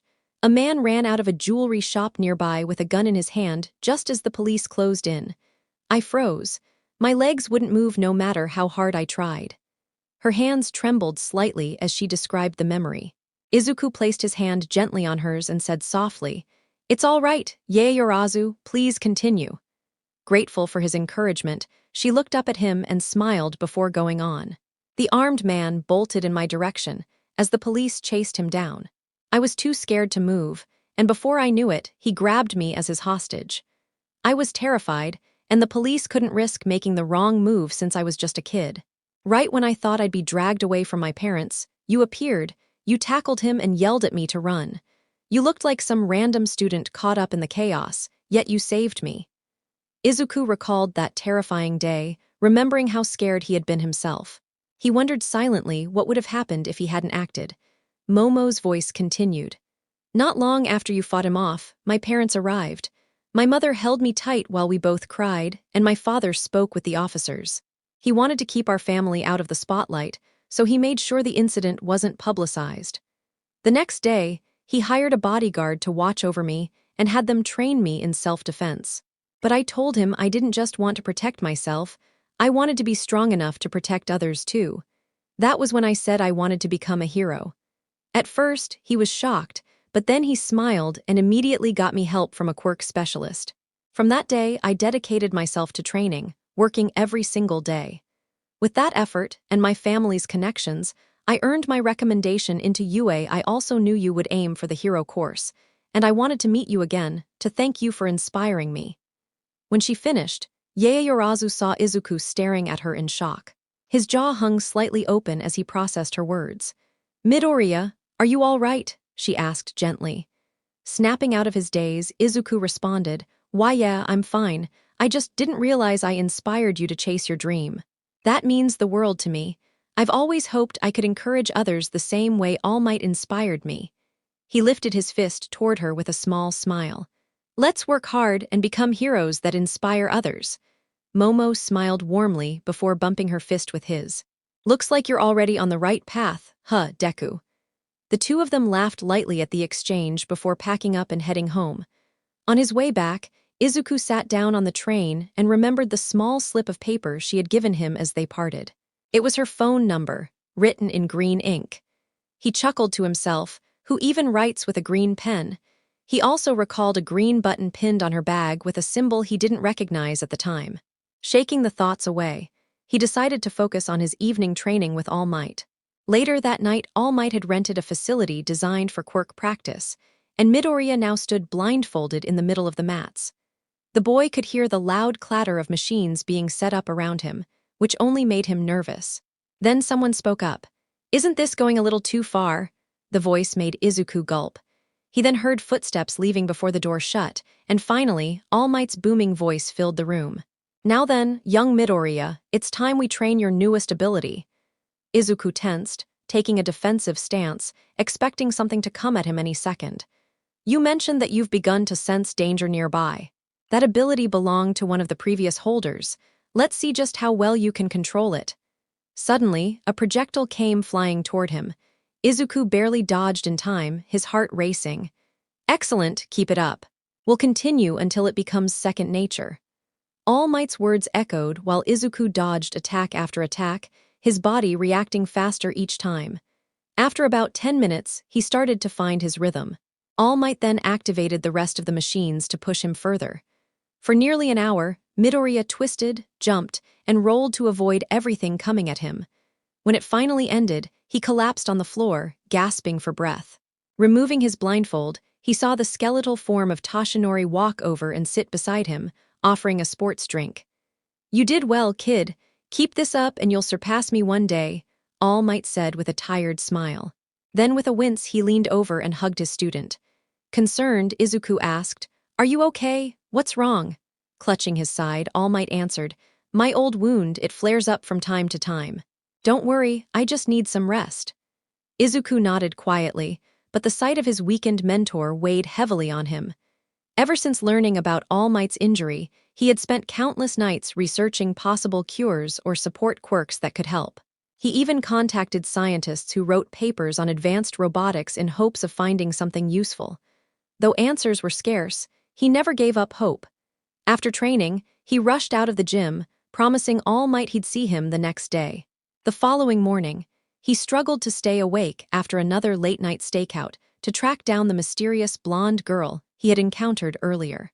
As he walked into the living room, he spotted his mother doing push-ups while using her quirk to lift the furniture. Smiling, he teased, "Careful, Mom, keep this up and you'll be stronger than me soon." But before he knew it, his body froze, flipped upside down, and drifted toward her. Looking into her stern smile, she whispered, "And what makes you think you were ever stronger than me, Izuku?" Sweating bullets, he nodded frantically when she asked if he'd learned his manners. She set him down gently before wishing him a good day. Izuku could only shiver at the thought of anyone angering his mother. Later, in class, Aizawa addressed everyone after the mock battles. "Now you'll need to decide on a class president," he muttered lazily. Iida immediately raised his hand, but Aizawa cut him off. "You're about to ask how we should choose, right? Do I look like I care about something so trivial? Just figure it out without disturbing my nap." The students gulped and quickly began discussing, eventually deciding on an anonymous vote. When the results were tallied, the outcome was Midoriya, 5 Yaoyorozu, 4 Iida, 3 Todoroki, 2 everyone else ended up voting for themselves. Naturally, this infuriated a certain spiky-haired blonde since once again, his old rival had surpassed him in something. Iida turned to congratulate his friend, but froze when he noticed Midoriya already making his way to the front of the room. Standing behind the podium, he began speaking. "Thanks to everyone who supported me and believed I could take on the role of class representative. But a real leader knows when another person is better prepared. I believe Yaoyorozu should take the position instead." This completely surprised Momo, since deep down she hoped for the role but didn't expect such an outcome. Midoriya continued, "We need someone who already shows natural leadership qualities, not someone still trying to figure them out. With Iida backing her up, they'll make the perfect team to guide our class to even greater heights." The whole class shouted together, "Plus ultra." Izuku bowed slightly before adding, "I'll step aside and let our new representative and her vice rep say a few words." Iida glanced at Yaoyorozu, gave a nod, and the two stepped forward. Uraraka shot Izuku a thumbs up, which he returned with a grin. Takami muttered just loud enough for those nearby, "Understanding yourself is the start of true wisdom." Several classmates nodded at his words before returning their attention to the front. Meanwhile, Aizawa cracked one eye open, studying his green-haired student. It's rare for a first year to willingly hand over such a chance. He recognizes his own limits and has patience. He analyzes before acting. With the right training, he'll grow into a remarkable leader. I'll keep watch on him, but for now, back to sleep. In the cafeteria, when Yaoyorozu entered the dining area where Class 1A gathered, she spotted Midoriya at a table laughing with a girl from Class 1B. Curious, she approached. Clearing her throat, she got their attention. Midoriya looked up with a smile. "Hey Momo, want to join us?" She nodded and took a seat. Midoriya introduced them. "By the way, this is the friend I mentioned earlier." The orange-haired girl sitting beside Izuku extended her hand. "Nice to meet you. I'm Itsuka Kendo, Class 1B's rep, and this green-haired knucklehead's closest friend." Understanding the situation more clearly, Momo shook her hand and began eating. Before taking her first bite, she asked, "So how did you two meet?" Izuku finished chewing before answering. "I've been working out at her dad's gym since I was small. That's how we became close." Kendo chuckled. "Yeah, he used to be this scrawny little thing, but my dad noticed the determination in his eyes. He's got the spirit of a real hero. He'll be top 10 someday, though I'll be higher than him, of course." She lightly punched Izuku's arm before going back to her food. Moments later, a quiet girl with dark hair joined them and spoke in a flat tone. "Hello, I'm Yui Kodai." Then she silently ate. Izuku and Momo whispered to each other. "Doesn't she remind you of someone?" "Yeah, like two emotionless twins. You think they're related?" Before they could continue, Izuku's danger sense flared. Standing abruptly, he scanned the area. The girls looked at him in confusion until an alarm blared, throwing the cafeteria into chaos. Using full cowl, Izuku dashed to the window and saw the press had forced their way through the gates. Students screamed and shoved each other until Iida leapt above the crowd and raised his voice. "Everyone remain calm. We're training to be heroes. Panic solves nothing." His words brought order, and students returned to their seats. Later, Aizawa announced they would soon go on a field trip for rescue training. The entire class erupted with excitement. Izuku glanced at his hand, tightening it into a fist. "I've just mastered 50% of One for All, but combining it with my other quirks is slowing me down. I need to figure out how to train them together." Lost in thought, he muttered unconsciously until Uraraka snapped him out of it. "Earth to Midoriya." Izuku blinked, scratching the back of his head. "Ah, I was doing it again, wasn't I?" Everyone laughed, confirming with nods. After a bus ride full of questions, they arrived at the USJ Unforeseen Simulation Joint, the training arena. Stepping inside, they were greeted by the Pro Hero 13. Izuku and Uraraka nearly burst with excitement seeing her, but Izuku's danger sense screamed again. Sprinting to the steps, he spotted a swirling purple portal forming. From it spilled countless villains. Aizawa rushed forward, goggles on. 13, protect the students." Eraserhead dove into battle, erasing quirks and taking out weaker enemies. Izuku spun around when another figure appeared, cloudy mist, glowing yellow eyes. The students tensed until 13 stepped forward, gloves opening to activate black hole. She began pulling the mist villain in, but Izuku spotted another portal forming above them. Before he could react, most of the class was warped away. Only Iida, Ashido, Sato, Shoji, Siro, and Uraraka remained. 13 tried again, but another portal opened behind her. Just as she braced for impact, a green flash darted by. "Delaware Smash!" The blast of air exposed a metallic brace on the villain's neck. Izuku immediately activated Black Whip, snagging the misty figure, Kurogiri, and slamming him down cold. Rushing to the blocked exit, he yelled, "Detroit Smash!" The debris shattered, leaving an opening. 13 ordered Iida to race back to UA for help. After he sprinted off, she told the others to stay put, but Midoriya bolted. "What are you doing? Get back!" 13 shouted. "I'll accept whatever punishment comes later, but I won't abandon them." And in a flash, he was gone. Water Zone, Asui, and Mainta balanced on a sinking boat, while Mainta threw his sticky balls into the water to stall villains. Sue leapt with him in tow, but enemies aimed their weapons at them midair, until a deafening cry rang out. "Smash!" The shockwave collapsed the water, trapping villains in Mainta's adhesive. Using Black Whip, Midoriya snagged his classmates and pulled them to safety. "Midoriya, since when do you have 2 quirks?" Mainta gasped. "Yeah, same question," Asui added. Izuku just said, "Explanations later. For now, let's save the others." They dashed toward the next area. Landslide Zone, they spotted Todoroki running toward them. "You all safe?" Everyone nodded and exchanged what they knew. Suddenly, a bright flash of electricity illuminated the next sector. "That must be Kaminari's quirk," Izuku said. Todoroki, come with me. You two, regroup with 13 and tell her we're bringing the rest. Tsu and Maintu agreed and ran back. Mountain Zone, when Izuku and Todoroki arrived, they found Kaminari wandering aimlessly, surrounded by unconscious villains. One hidden enemy lunged at him, but Todoroki froze him instantly. Yaoyorozu and Gyro emerged from hiding, relieved. Gyro said, "Where did you guys come from?" Izuku began explaining the situation, but the sound of a nearby fight interrupted him. He turned to Yaoyorozu and said, "Class rep, we need you to coordinate everyone. Gather any remaining classmates, then regroup with 13-sensei. I'll head east, you all move west." The others nodded and dispersed. Shoto didn't like the idea of taking orders from Midoriya, but held back his complaints, following along with the group. Before Izuku could sprint off, Yaoyorozu stopped him, handing him a set of small earbuds. "I'll keep you updated about the others. And Izuku, be careful." They both exchanged a nod before splitting in opposite directions. Ground Zero Aizawa was exhausted, panting heavily as he tried to catch his breath. Reinforcements still hadn't arrived, and overusing his quirk was wearing him down.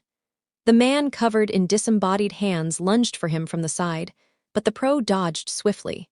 Aizawa countered with an elbow strike, only for pain to surge through his arm as his target blocked. He saw his skin beginning to crumble on contact, forcing him to kick the gray-haired villain away. Studying the attacker's hands, he quickly pieced together that the quirk had something to do with decay. A few low-level thugs rushed him, but Aizawa dispatched them easily. When he looked back, the towering black creature that had been standing silently by the fountain was nowhere in sight. The gray-haired villain grinned. "Eraserhead, you're impressive, taking out my pawns so easily, but I doubt you'll erase the main attraction's quirk." A chill ran down Aizawa's spine as he sensed a terrifying presence right behind him. Before he could react, the monstrous being gripped his head and lifted him up, ready to smash him into the ground, when a voice roared, "Seattle Smash!"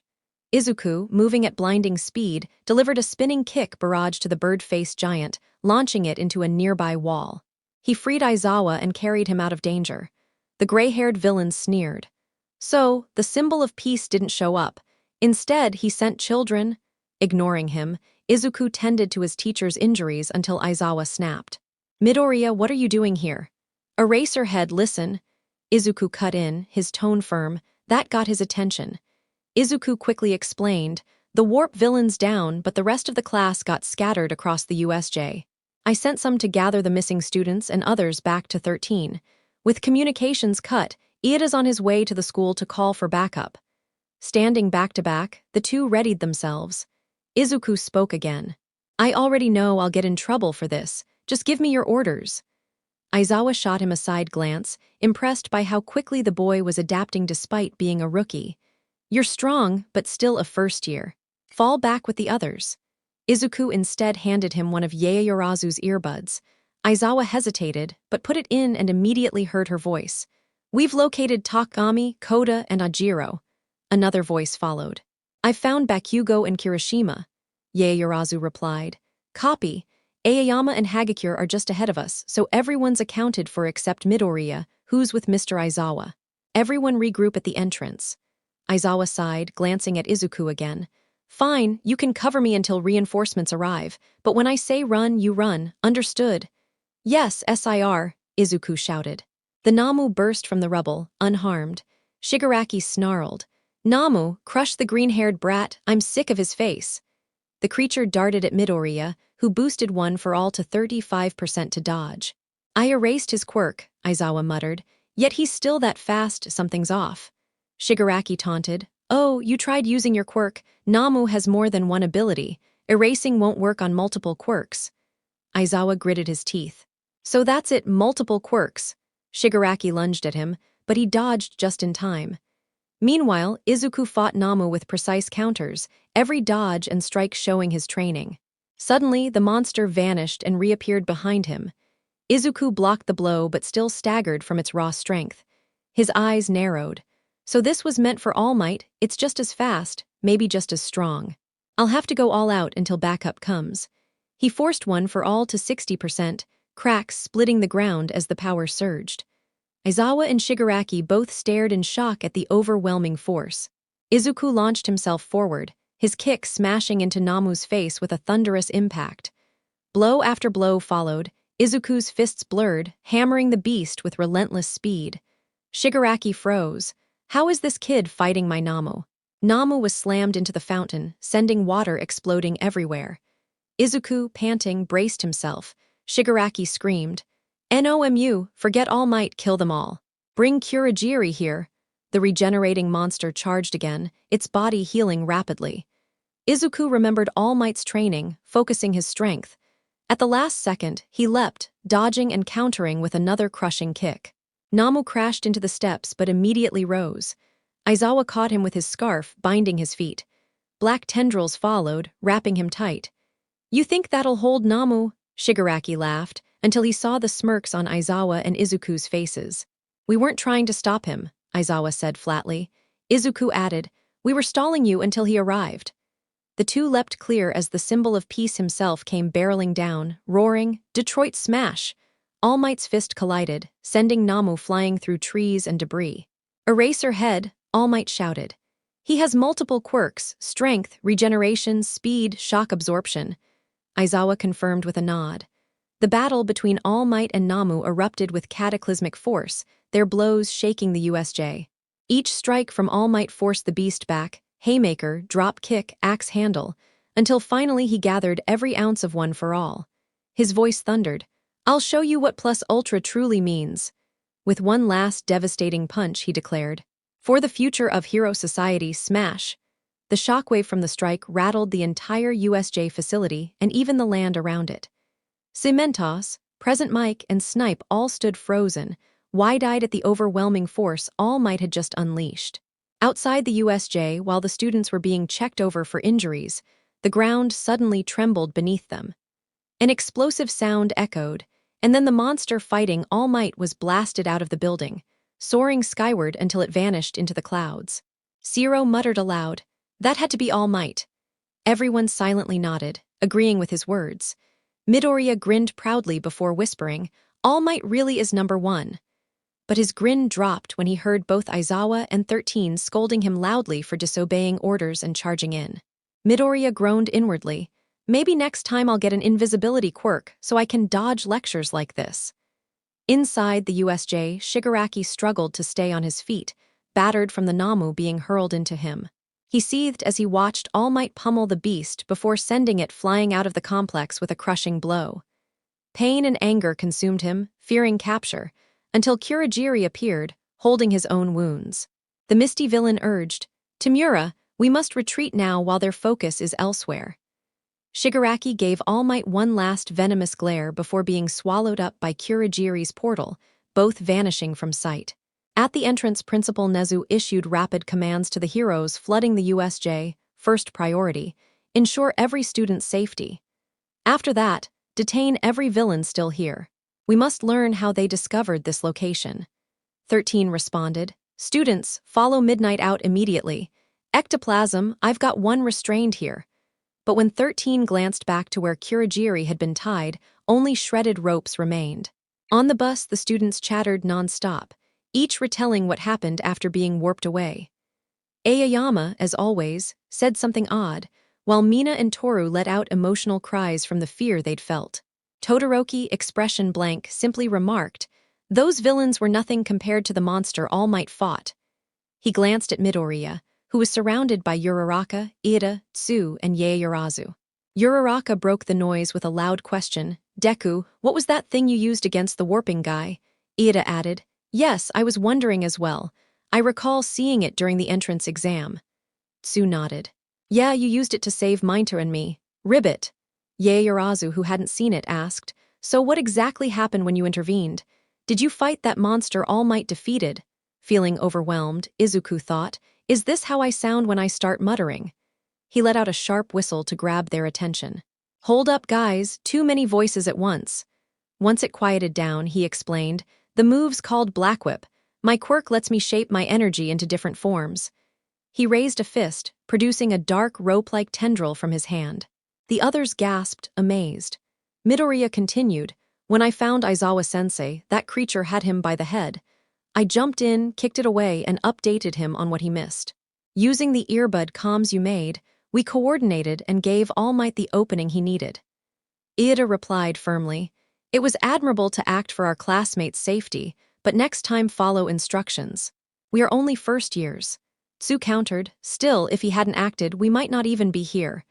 Midoriya answered quietly, "I know, but if someone's in danger," he raised his eyes to meet theirs. "I'll always step in. Isn't that why we're training to be heroes?" His words struck a chord.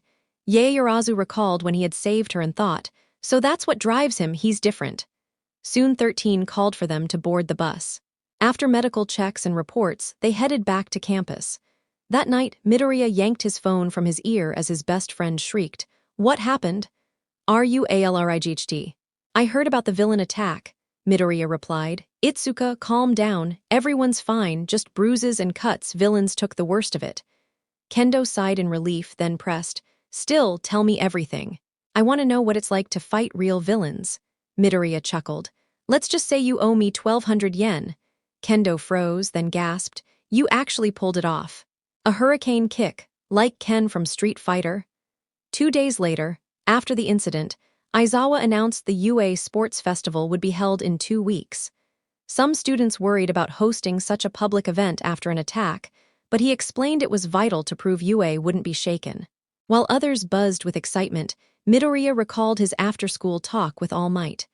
The next day, Uraraka shrieked at the sight of a massive crowd blocking their classroom door.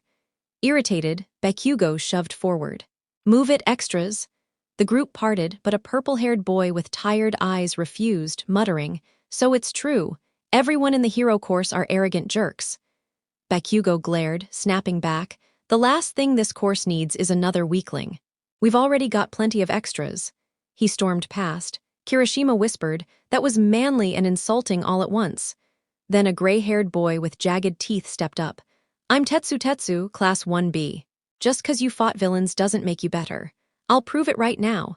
Tension rose until Midoriya calmly walked to the door, quoting, "Didn't George Eliot say, 'Don't judge a book by its cover'?"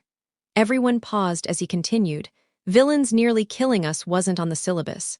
We just did what heroes should, protect others the best we could." His words made many rethink their attitudes. As he passed the purple-haired boy, Midoriya added, "One rotten apple doesn't spoil the whole tree. Hopefully next time we meet, it's better circumstances. Take care." The crowd stood stunned by his sincerity.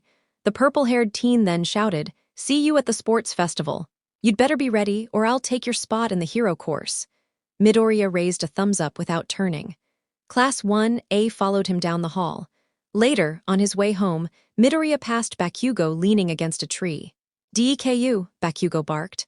Midoriya ignored him, but the blonde shouted louder. "DEKU, you damn nerd, don't walk away." Still unfazed, Izuku kept going until Bakugo roared, "MIDORI." That stopped him.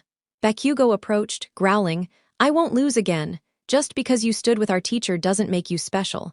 I'll crush you in the sports festival and prove you're nothing compared to me." For the first time since their mock battle, Midoriya replied, "Then prove it." Bakugo blinked in surprise. Izuku turned and walked away. "I'll be in the finals. If you make it too, then we'll settle it. And Bakugo, no excuses this time." He vanished around the corner, leaving Bakugo fuming. Gritting his teeth, he spat, "I'll beat you so badly you'll regret ever entering UA, that's a promise." The rivalry burned hotter than ever. A week later, Midoriya dragged a massive trailer truck across All Might's training field, sweat pouring as the weight nearly crushed him. All Might shouted encouragement through a megaphone from a golf cart. "Keep going, young Midoriya, just 50 more feet." Izuku muttered under his breath, "Easy for you to say when you're riding in a cart while I'm hauling a truck full of junk cars." All Might spoke up, "I didn't quite catch that, young man." Izuku quickly replied, "It's nothing, sir." Another 30 exhausting minutes dragged on before the task was finished. The boy collapsed to the ground, nearly blacking out from the intensity. All Might approached him and remarked, "You've got 10 minutes to breathe, then it's time for some running." By running, he meant 500 laps around the track, which left Izuku completely worn out by the end. The symbol of peace was relentless, pushing him hard to get him ready for the sports festival, but the results would prove worthwhile. The Yaoyorozu estate Momo was locked in a sparring match with her judo instructor. He landed a heavy strike on her, but she used his force against him, flipping the man flat onto the mat. He tapped out quickly. It was the 5th time she had done so in just 15 minutes. Removing her helmet and mouthguard, Yaoyorozu smiled and said, "I hope I didn't go too rough. I've been practicing a lot, and I'm looking forward to shutting up a certain green-haired know-it-all." Her instructor chuckled before replying, "If that's what you've got in store, I pity whoever crosses you." She offered her hand and helped her sensei back up, and both exchanged respectful bows. As he left, her mind wandered back to her last conversation with Midoriya. Flashback, 1 week earlier, "Hey Izuku, want to train with me for the sports festival?" she asked. Midoriya scratched his head nervously. "I've got a lot of extra training lined up, but maybe we could train together over the weekend." Momo nodded. "Sounds good. What kind of training are you doing?" Without thinking about his wording, Izuku replied, "Some heavy lifting and unusual sparring exercises. You kind of need more muscle for it." Yaoyorozu froze, then clenched her fists. His words struck her the wrong way. "So, you're saying I'm too weak to keep up with you?" she asked sharply. Realizing his mistake, Midoriya panicked. No, that's not what I meant at all." But before he could clarify, Momo stormed off, muttering, "Stupid jerk, I'll show him." Izuku stood there helpless, wondering how to fix things. As usual, he turned to his mother for guidance. After talking with Inko, he decided it would be best to approach Momo after the sports festival when tensions weren't so high. A week later, the day had arrived. Class 1A had trained harder than ever, especially after learning one of their classmates had faced a monster meant to kill All Might. Determined not to be overshadowed again, they prepared intensely. After Yaoyorozu and Iida finished outlining the day's plan, the group waited for the event to begin. Suddenly, Todoroki called out, "Midoriya." Izuku turned to him. Todoroki spoke firmly. "From an objective standpoint, you're the strongest in our class. That's why the others follow you." Izuku raised an eyebrow, crossing his arms as Todoroki continued. "But that won't stop me. Even if you've been holding back, I'll still beat you if it comes down to us." With that, Todoroki walked off. Izuku replied, "I don't know what your problem is with me, but if you think I'll step aside, you're wrong." Then he added, "And you shouldn't underestimate anyone else either. Our class is full of strong contenders." The two glared until Todoroki left the room. Bakugo, observing from the side, noted everything silently. The rest of the class nodded as Midoriya turned and gave a thumbs up. As Class 1A entered the arena, the blazing sunlight nearly blinded them, but the roar of the audience quickly drowned it out. Midnight introduced the competing classes one by one. Izuku, meanwhile, took notes on new quirks he spotted. His concentration broke when Midnight suddenly announced, "And now, today's opening remarks from Izuku Midoriya." Shocked, Izuku tucked his journal away and nervously walked to the stage. Spotting All Might in the stands, who gave him a reassuring nod, Izuku calmed himself and addressed the crowd.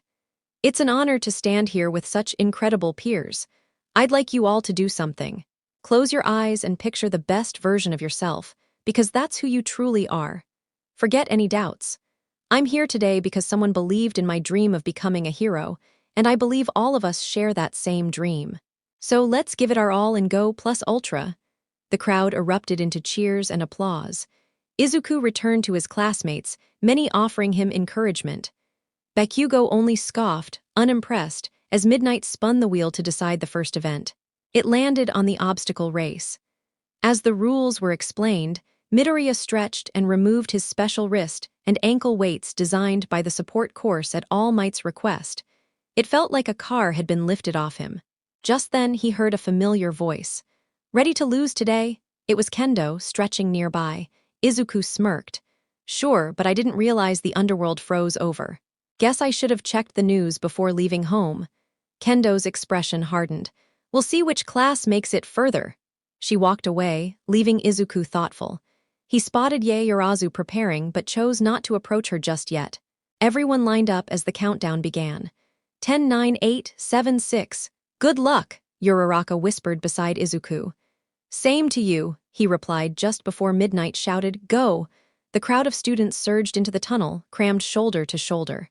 A flash of green light zipped past them. Izuku clearing the tunnel instantly. While others fought inside, Todoroki unleashed his ice, freezing the competitors. Confident, he dashed through, thinking he'd secured the lead until a voice rang out, "Not so fast, icy hot." Bakugo, Yaoyorozu, Mainta, Shiro, and Takagami burst out of the tunnel behind him. Anticipating Todoroki's tactic, Class 1A had been ready. As an opening formed, the less frozen students scrambled through. That's when the robots arrived, disrupting everything. General Studies students struggled while the hero course tore into the machines, until the zero-pointers showed up. Smirking, Todoroki froze them solid and slipped between their legs. He didn't care that his actions only cleared a path for himself. The frozen giant toppled, crashing toward other students, but Kirishima and Tetsu shielded them with their quirks. Todoroki pressed on, unfazed. Ahead lay a canyon of stone pillars tied together with ropes. Students like Tsu and Ida managed to catch up here, while Bakugo blasted across with his explosions. A girl with pink dreadlocks zipped past on self-repelling ropes and hover boots. Todoroki soon reached the minefield. He tread carefully, but others rushed, setting off detonations. Those with sensory quirks managed to avoid them. Todoroki remained in the lead, until Bakugo's voice rang out. "You picked the wrong guy to challenge, Icy Hot." Bakugo rocketed ahead, forcing Todoroki to create an icy path to chase after him. The two clashed, each trying to surpass the other. As the others closed in, Todoroki detonated a mine in Bakugo's way, the blast engulfing them both in pink smoke. Todoroki dashed from the cloud first, sprinting toward the final stretch. Moments later, Bakugo erupted out of the haze, hot on his heels. Entering the last tunnel, Todoroki sealed it with an ice wall to slow him down. Bakugo blasted through, but the delay caused him to enter the arena a few seconds behind. Present Mike's voice rang out to announce the finish. Bakugo ends up in third place. The announcement caused him to bump straight into Todoroki, who looked just as surprised after finding out he had taken second. The two exchanged glances before spotting their green-haired rival casually leaning against the stage, letting out a bored yawn. He then spoke up. "You both pushed hard out there. I'm glad to see your training came through, though it looks like you still need more polish." Without waiting for a reply, he walked off, leaving the pair stunned. Todoroki finally muttered, "But when did he get ahead of us?" Present Mike's voice rang out. "Let's rewind and watch how our number one blasted through the course like it was nothing." As the other students filed back into the stadium, a replay of the race was projected on the screen. It first showed the mob of competitors cramming into the tunnel, shoving their way through the narrow passage. Suddenly, the footage slowed, capturing a streak of green zipping right over everyone's heads. That streak shot out of the tunnel instantly, revealed to be Izuku Midoriya. Once clear, he smashed through the attacking three-pointers with ease. Then, upon encountering a massive zero-pointer, he vaulted high into the air and drove his fist straight through its chest. Seconds later, he burst out of its back, landing smoothly before sprinting onward. Behind him, the zero-pointer detonated into scrap metal, scattering debris everywhere. The scene shifted to the second stage, the canyon pillars. Midoriya effortlessly leapt from one to the next, crossing the gap in under a minute. The footage then cut to the minefield. Izuku paused, studied the terrain carefully, then closed his eyes before advancing. He hopped from spot to spot with measured precision, narrowly avoiding every mine until reaching the far side. Finally, he vaulted across the last stretch and darted into the tunnel, clinching first place. Todoroki muttered under his breath. "When I was fighting the zero-pointer, Present Mike must have announced Midoriya's win, but no one could hear him with all the chaos." Bakugo, however, was seething, his mouth twitching with rage. "I didn't even notice him slip past me. Damn it, he beat me again." He set off a small explosion in frustration, making the nearby students flinch as they caught their breath. Soon after, once all the stragglers returned, Midnight explained the next round. Just like before, Ajiro and Shota forfeited, replaced by Shiozaki and Tetsu. Midoriya asked Ida to join his squad, only to be turned down since Ida sided with Todoroki. He noticed Yaoyorozu also teamed with the half-hot, half-cold student. Judging from her sharp look, Izuku figured she was still upset with him, but he pressed forward. Suddenly, a new voice called out, "Hey, first place guy, team up with me, and I'll let you use all my cute babies." Confused, Midoriya turned to see a girl opening a case filled with gadgets. She introduced herself proudly. "I'm Mei Hatsum, future world-famous inventor." She eagerly displayed her equipment, but what caught Izuku's attention was the jetpack. Mei noticed immediately. "Ah, I see my jetpack baby caught your eye." Examining it carefully, Izuku replied. "Yeah, reminds me of Airjet's gear. If you swapped out the copper wires for poly-coated aluminum, you'd lower overheating risks and cut down on cost." Handing it back, he smiled. "Your creations are incredible. I look forward to the day you become the best inventor alive." Hatsum froze, then pushed her goggles up, staring at him intently with her crosshair-like eyes, part of her quirk, Izuku guessed. Uraraka, uneasy, asked, You okay?" Shaking herself, Hatsum leaned closer. "What was your name again?" Izuku answered politely. "Sorry, I forgot to say, I'm Izuku Midoriya, Class 1A," she grinned wide. "Izuku Midoriya, from now on, I'll be your exclusive support supplier. Together, we'll show the world what my babies can do." Izuku rubbed the back of his neck. Sure, why not?" Uraraka muttered under her breath. "Do they even realize I'm still standing here?" Meanwhile, Midoriya started thinking about a replacement for Iida as their team's horse. He spotted the right candidate and headed over. Elsewhere, Kendo was encouraging her group when she overheard a purple-haired boy speaking to others like they were beneath him. She decided to ignore it for now. Across the way, Bakugo growled at his squad. "No matter what, we're taking Deku's 10 million points. We'll crush him, then crush him again." Kirishima looked uneasy. Isn't that a little much?" Bakugo's glare shut him up fast. "Okay, maybe just crush him once or twice." When the cavalry battle began, most eyes turned toward the first-place champ. Midoriya's team was finally set, Takagami carrying him, with Hatsum and Uraraka at his sides. As Midnight lifted the flag, Izuku rallied them. "Stick to the plan and we'll win this." Everyone nodded. Midnight shouted, "Start the cavalry battle." Immediately, Takagami unleashed Dark Shadow, clawing into the ground to brace for impact. Once Dark Shadow confirmed readiness, Midoriya powered one for all to 35% and launched his attack. Detroit Smash! Todoroki blocked with a massive ice wall. Bakugo anchored his team with Kirishima, while Zero reinforced them with tape, and the rest scrambled just to stay upright as the shockwave hit like a storm.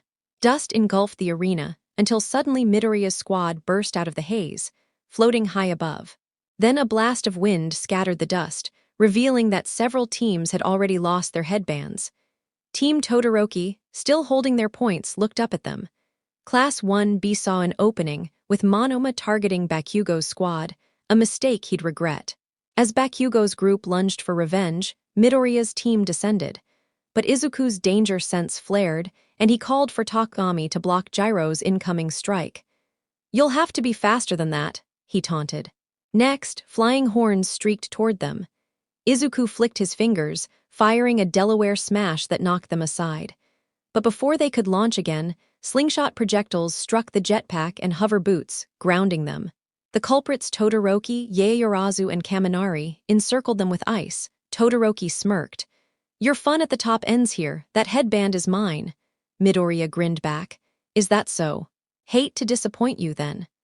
As Iida dashed forward under Todoroki's orders, Izuku countered with another Delaware smash, nearly throwing Yaoyorozu off balance. Takagami sprinted, but Bakugo's team blasted through the wall, creating a tense three-way standoff. Bakugo roared. "Deku, I finally got you," Todoroki snapped. "You'll wait your turn, Bakugo. Those points are mine." Izuku shrugged. "How about I let you two figure that out while we slip away?" He shattered the ice behind them, creating a misty escape route. But just as time was about to run out, Todoroki's team sped past at insane speed, snatching Midoriya's headband in a flash. Shocked, Izuku gasped. "What was that?" Iida smirked. "I warned you, Midoriya. My hidden trump card is what secured our win today." Todoroki, caught off guard by Iida's sudden burst of speed, took a moment to compose himself before lifting his hand in triumph and saying confidently, "I warned you, Midoriya, those points were mine to claim." Not long after, Team Bakugo rushed out of the same opening right behind them, with Bakugo yelling loudly, "Who the hell's holding the points?" Just then, the sound of a whistle echoed, marking the official end of the cavalry match. Midoriya climbed down from Takagami's back and called out, "Hey Todoroki, Were you maybe talking about these points? When Shoto glanced over, he saw Midoriya spinning the 10 million point headband around his finger. Looking down at his own band, Todoroki realized it was only worth 90. Izuku grinned and explained, "Back when I launched that first attack and filled the field with dust, I used that chaos to snatch up a few extra headbands without anyone noticing. So, when I passed through your ice wall just now, I swapped the 10 million point band with the one you're holding." Frustrated, the fire on Todoroki's left side began to flare up, but he quickly stopped himself once he realized what he was doing. With the cavalry event finished, Hatsum was inspecting the damage to her gadgets. Rather than looking upset, she seemed thrilled by the thought of rebuilding them from scratch, a smile lighting up her face. Midoriya walked up and said kindly, "Sorry about your jetpack and boots.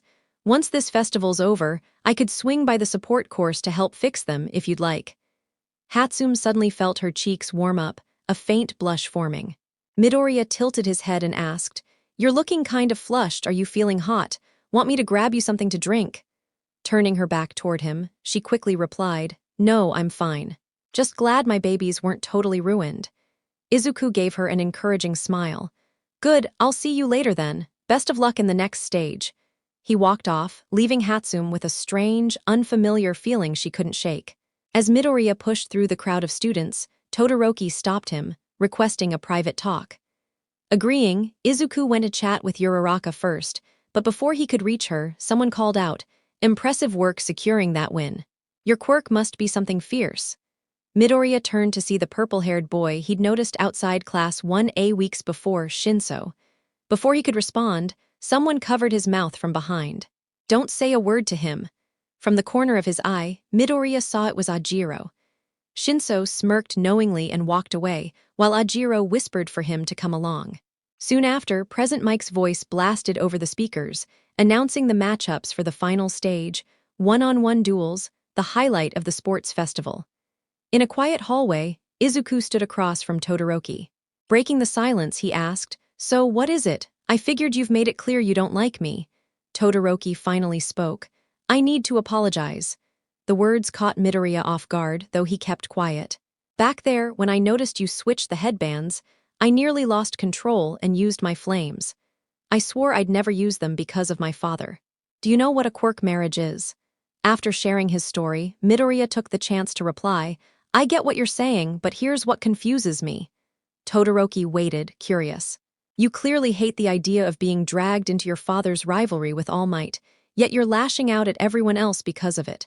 That isn't healthy." Shoto frowned at his blunt words, but Izuku kept walking, adding, "If that's how you want to live, holding all that anger toward your dad, that's your choice. But it's only going to hold you back. Just because he's an awful man who uses fire doesn't mean you're awful for having fire too." As Midoriya left, Todoroki silently reflected on the words. Meanwhile, on his way to the cafeteria, Izuku passed by Bakugo lurking in a corner. Without stopping, he muttered, "Is this your new hobby, spying from the shadows? Did you hear enough, or were you hoping for more?" Bakugo stayed silent, annoyed at being caught. Midoriya continued on his way as others rested or prepared for the final battles. Soon, the first fight was called, Shinso versus Midoriya. As Izuku stepped out, he glanced around for Yaoyorozu, hoping she'd wish him luck, but she wasn't there. Uraraka noticed his disappointment and called out with a bright smile and thumbs up, "Good luck, Deku." He smiled back and ran to the arena. The crowd roared with excitement, the tension of the duel filling the stadium. Midnight raised her hand and declared, "Match 1 begin." Midoriya braced himself, while Shinso immediately started his psychological assault. "So, what did that monkey tell you? Did he admit how weak he was, how he couldn't cut it here? Honestly, hearing him whine about pride made me want to puke." The taunt rattled Izuku, making him forget Ajiro's warning. "Don't talk about my classum." "Gotcha," Shinso smirked. "Now walk out of the ring and hand me the win." Midoriya's body moved against his will, but inside his mind, he suddenly stood in a strange space before a star-shaped table with 8 chairs. 3 of them numbered 2, 3, and 8 were empty. At seat 5 sat a bald man with goggles who greeted him. "Hey kid, been a while, how are you holding up?" Izuku blinked. "I remember you, Daigoro Banjo, wait." This time he had a mouth to speak with. Last time he barely had part of his head to see through. Now he had his upper body, though his legs were missing. From chair 7, a woman chuckled. I know you're confused, but think of it this way. You're only as complete here as the amount of one for all you've mastered. 50% power means half a body. At least you got the top half, right? Would have been awkward if it were just legs. Izuku awkwardly agreed as the others began introducing themselves. Seat 1, I'm Yoichi Shigaraki. Seat 4, Hikage Shinomori. Seat 5, well, you already know me. Seat 6. Seat 7, Nana Shimura. I passed one for all to your teacher, Toshinori. Izuku's eyes widened. He's mentioned you before, but Nana cut him off. Listen, kid, explanations will come later. Right now, you'll lose this fight if we don't act. We'll guide you from here on, help you master your powers. Stay alert, we'll be in touch. Back in reality, the crowd gasped as it looked like Midoriya was about to throw the match. His classmates shouted desperately for him to resist. Suddenly, his hand twitched, releasing a burst of wind that rattled the arena, snapping him out of Shinso's control. The purple-haired boy panicked. How? No one's ever broken free of my brainwashing. Still dazed, Izuku shook it off, then charged at him. Shinso swung but missed as Izuku ducked, then tried to kick but failed again. Izuku swept his legs and sent him flying out of bounds. Midnight's voice boomed, unbelievable. Midoriya seemed finished, but he turned it around. He moves on to the next round. Shinso stood, shoulders heavy, and muttered, must be nice, a quirk that's strong and admired. People don't label you a villain when they hear about it. Izuku frowned, jumping down to face him. You think this was easy? You don't know the hell I went through to control my power. How could you possibly understand? He sighed in frustration, then pointed. Look up there. Midoriya then gestured toward his instructor, Mr. Aizawa, who was observing from the announcer's booth, before saying, that man doesn't have any physical enhancement quirk, yet he's considered one of the most feared pro-heroes underground. Do you think he became this way by constantly comparing himself to others, or by dedicating himself to mastering his quirk and becoming exceptional? His statement left the purple-haired boy speechless, forcing him to confront how he had been blaming everyone else for his own weaknesses. Midoriya then walked away, adding, maybe I could help you train sometime if you want, but either way, I'll see you later. The green-haired boy returned to his classroom section, while Shinso remained frozen, thoughts racing. Who is this guy, and why would he even consider helping me after everything? Is he genuinely that kind, or is it just an act? He was overwhelmed with confusion, trying to process everything he had just learned. On his way back to his seat, Izuku bumped into All Might. You pulled it off, kid. It was close at first, but you ended up victorious in the end. Midoriya scratched the back of his head bashfully, thanking All Might before adopting a more serious expression. Could we speak somewhere privately? Something regarding One for All came up. After the second match, Zero was uncomfortable with all the attention he was getting for losing quickly. As he returned to his seat, Midoriya noticed the tail end of Kaminari's defeat to Shiozaki. Once seated, he witnessed a presentation orchestrated by Hatsum. She had turned her bout with Ida into a showcase for her inventions, unintentionally embarrassing Ida in front of the pros. Aoyama's match against Ashido was lopsided after she destroyed his belt, setting the stage for Yaoyorozu versus Takami. The moment the match began, Takami unleashed Dark Shadow at Momo, but she dodged and summoned a bow staff to repel him. The creature proved to be a formidable opponent. Shifting her strategy, she conjured a shield to protect herself while advancing on Takami. Dark Shadow relentlessly pounded the shield, weakening Momo's hold until the shield shattered, leaving her exposed. She tried to summon another one, but it was too late. Takami knocked her out of the ring, costing her the match.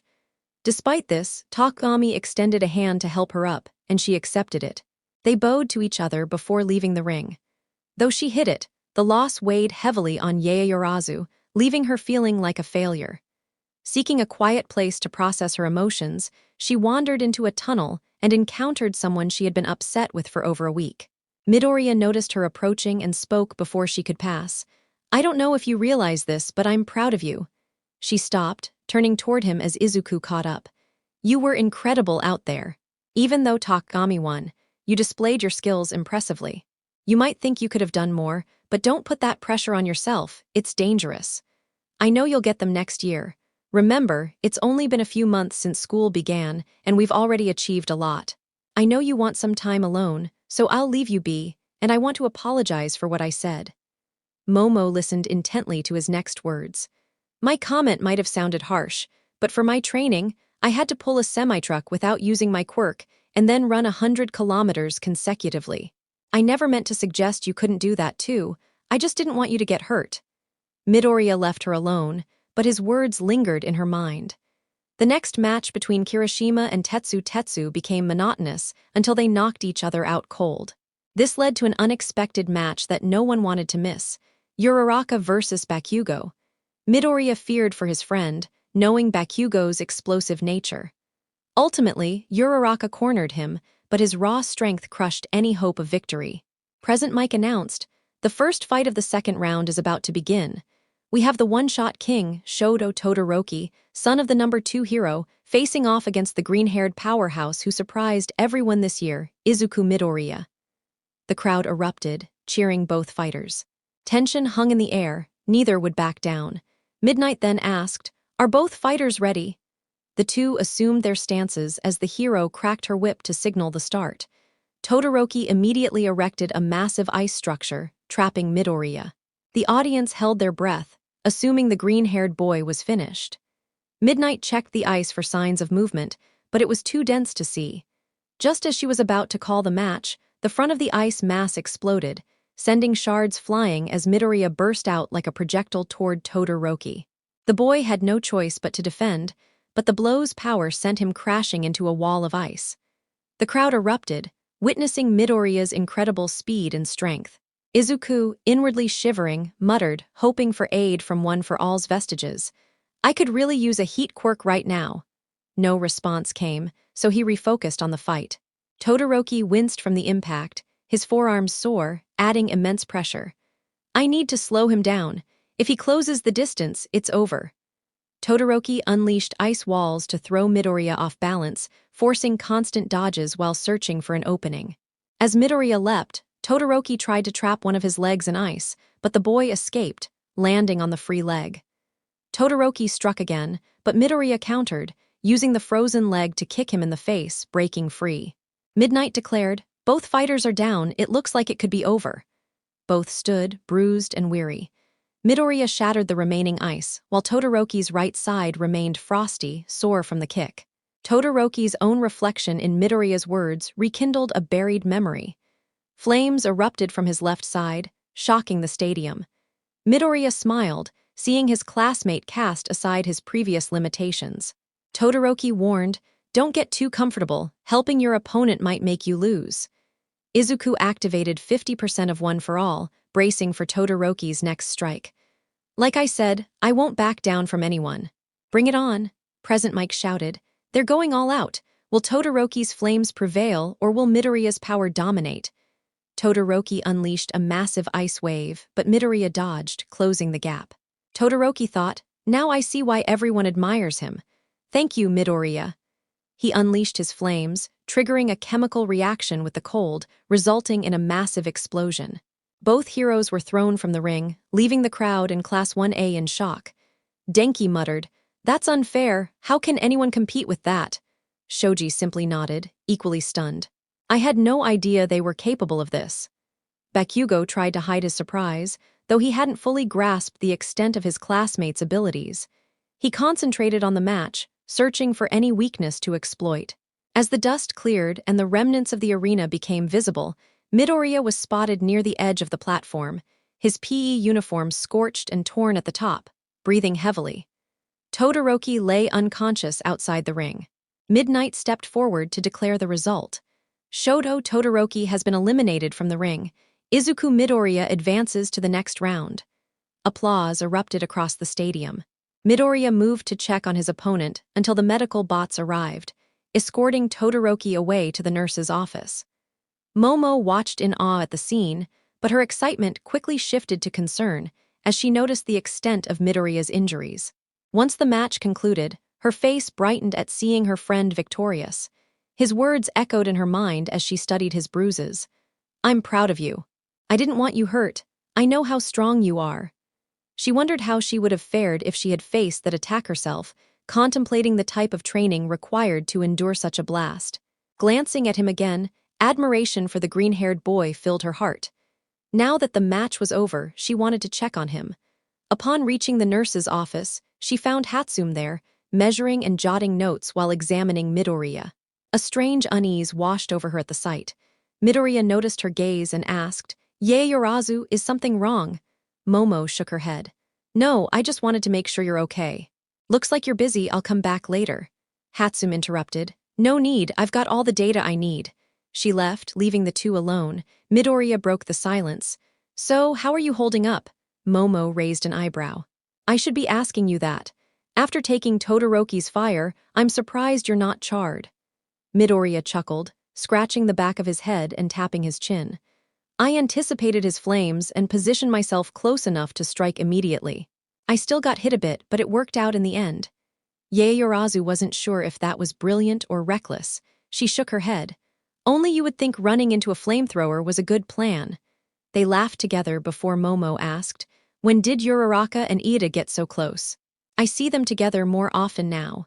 Midoriya replied, "They've grown closer since the entrance exam, from what I've noticed."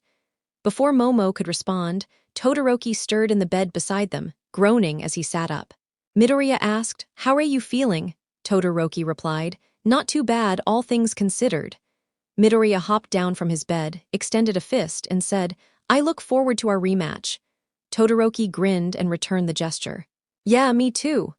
Meanwhile, Takami had defeated Ashido, setting up Ida to face Midoriya in the next round.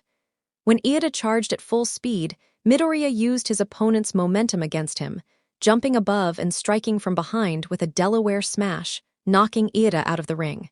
Embarrassed but smiling, Ida acknowledged, "I saw your strategy coming, that's why you countered so quickly. With some adaptability, you'll be an unstoppable rival someday." They shook hands and returned to their seats. Bakugo's explosions overwhelmed Dark Shadow, causing Takami to concede, setting up the final match. Bakugo versus Midoriya. "These two have reached the finals, they're going to give it everything," announced Present Mike. Seeing his friends cheer from the stands, Midoriya reflected on his journey. Just a year ago, he trained with hopes of entering UA. Now he stood as a finalist in the stadium he'd watched on TV for years. Bakugo, on the other hand, was eager to face his former friend. The two met in the center of the ring, eyes locked until midnight's signal. Uraraka, worried about Ida's family emergency, struggled to focus, but Yaoyorozu reassured her. "He'll be fine, don't stress over what you can't control." Uraraka smiled and refocused. As midnight began the match, Bakugo spat, "You're finally paying for everything, and the world will see my victory." Midoriya said nothing, keeping his eyes on his opponent. Midnight shouted, "Begin!" Bakugo attacked with explosions. Midoriya countered with 30% of one for all. They collided, hands locked, pain flaring through Midoriya's hands. Anticipating Bakugo's moves, Midoriya jumped, using him as a springboard to evade an explosion. Both retreated, nursing injuries. Midoriya's hands burned, Bakugo possibly breaking a rib. Midoriya fashioned bandages from his shirt, then dashed, activating his quirk.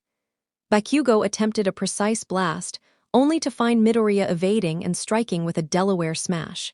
Bakugo attempted a blinding, stun grenade, hitting Midoriya's vision, then unleashed a barrage of punches. "Pathetic weakling," he shouted. Midoriya jabbed Bakugo in return, sending him flying. Bloody but standing, he readied himself as Bakugo lunged. Midoriya dodged and landed successive counterstrikes. Frustrated, Bakugo yelled, "Stop running, face me like a real fighter." Midoriya realized. Kaken's held onto that childhood grudge all this time. He decided on a plan. "All right, I'm coming at you with everything," Bakugo grinned. "Fine, but don't blame me when I blow you to pieces." Midoriya charged one for all, shockwaves shaking the arena. Bakugo became a spinning human tornado, ready to strike. As they collided, Midoriya shouted, "Detroit Smash!" Bakugo yelled, "Howitzer Impact!" The attacks exploded, sending debris flying. As the dust cleared, Bakugo stood, but Midoriya lay unconscious outside the ring. Midnight declared the result. Izuku Midoriya has stepped out of bounds. The victor of the UA Sports Festival is Katsuki Bakugo. The announcement set the crowd into a frenzy, the stadium echoing with cheers for the blonde. Bakugo raised his fists triumphantly and shouted, I told you I was stronger than you. You're still a weakling, Midoriya. I'm the best, yeah, me, no one else. As he reveled in his victory, a new voice joined, accompanied by the soft sound of applause. Bakugo turned to see his old friend standing just outside the ring, smiling. Midoriya spoke. Congrats, you were right, I shouldn't have sucker punched you back then. I should have faced you properly. So to even the score, I let you win this match. Turning away, the green-haired boy started walking toward the exit, leaving Bakugo seething. Hey, get back here, finish the fight, don't cheat me out of this. Before Bakugo could finish, Midnight's quirk engulfed the stage, causing him to collapse mid-shout. All Might watched silently, reflecting, I've faced many terrifying foes, a villain with multiple dangerous quirks, a man with chainsaw arms, someone who launched toxic sludge at high speed, but nothing compares to the fury on this boy's face. Bakugo, restrained and gagged due to his rage, would haunt All Might's memory for some time. With the festival over, the students had a chance to rest. Izuku used the break to catch up on sleep and surveillance he'd been neglecting. After sleeping through most of the day and speaking with his mother, he stayed awake for another night of stakeout. An hour and a half into his vigil, he was reading a textbook when a voice interrupted him. Is that book any good? Startled, Izuku nearly jumped out of his skin. Rolling away, he rose cautiously, scanning the rooftop. He heard soft breathing behind him. Calmly, he said, You're behind me, aren't you? Yes, came the reply. Turning slowly, he saw the girl he'd been tracking all this time. She wore a gray skirt, black stockings, matching shoes, a large gray peacoat, and a dark hat covering her hair. A small grin played on her lips. Quite jumpy for someone aiming to be a hero, aren't you? She began circling him like a predator. Izuku's eyes followed her movements, his face composed. He thought, why didn't my danger sense go off? Maybe she's not a threat, or maybe it depends on the situation. Finally, he spoke. Hello again, I've been trying to find you. When we first met, it was under bad circumstances, and I wanted to make sure you wouldn't hurt anyone else. She looked intrigued. So that's what you've been up to these past weeks? Izuku froze for a moment. Yes, how did you know? I saw you a few weeks ago before trying to break into that blood bank. I figured you'd stop me, so I didn't go in. Izuku internally noted that he needed to improve his stealth. Why are you helping me? Aren't heroes supposed to put people like me in jail? She asked, circling him like a cat. He kept his gaze fixed on her. Are you a villain? I've done bad things. My quirk forces me to do what I must to survive, she admitted. You mean it requires blood, right? The girl stopped, her grin fading into a serious expression. I'll take that as a yes. Your quirk isn't evil, but letting it dictate your actions makes others see you as dangerous. She stepped forward, suddenly tossing him to the ground and pressing a knife to his neck. Izuku remained stoic, looking back at her calmly. If you wanted to go on a date, you could have just asked, he quipped. Curious, she tilted her head and smiled. Relaxed, Izuku smiled too. She withdrew the knife and extended her hand. I'm Toga Himiko Toga, she said. He shook it.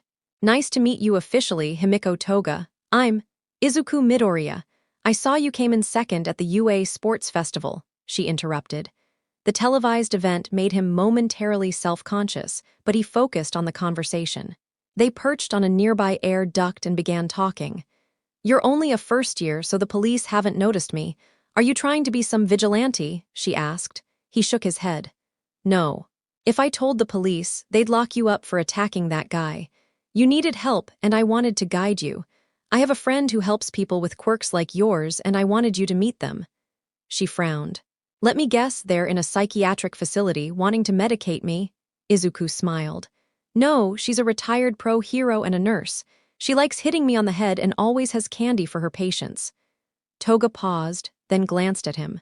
You probably won't be the only one I meet. He crossed his arms. No one's perfect. I don't think you intended harm, but your cravings can be dangerous. Here, take my number. Handing her a paper, he said, Call any time. If I can't pick up, I'll call you back. Grabbing his book and binoculars, he prepared to leave. I hope we can talk again, maybe without the knife next time. He waved and jumped off the rooftop, leaving Toga smiling, examining the number. When did he even write this? He must have planned it. She considered testing if he'd let her drink more blood, noting his was the richest she'd ever tasted, lasting longer than anyone else's. She disappeared into the night, thinking of him.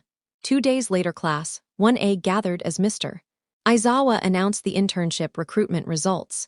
Izuku Midoriya, 3825 Shoto Todoroki, 2742 Katsuki Bakugo, 1109 Fumikage Takami, 829 Tenya Iida, 653 Momo Yaoyorozu, 489 Ijiro Kirishima, 112 Mina Ashido, 56 Achako Uraraka, 23 Yuga Aoyama, 11. The class erupted in discussion until Aizawa silenced them.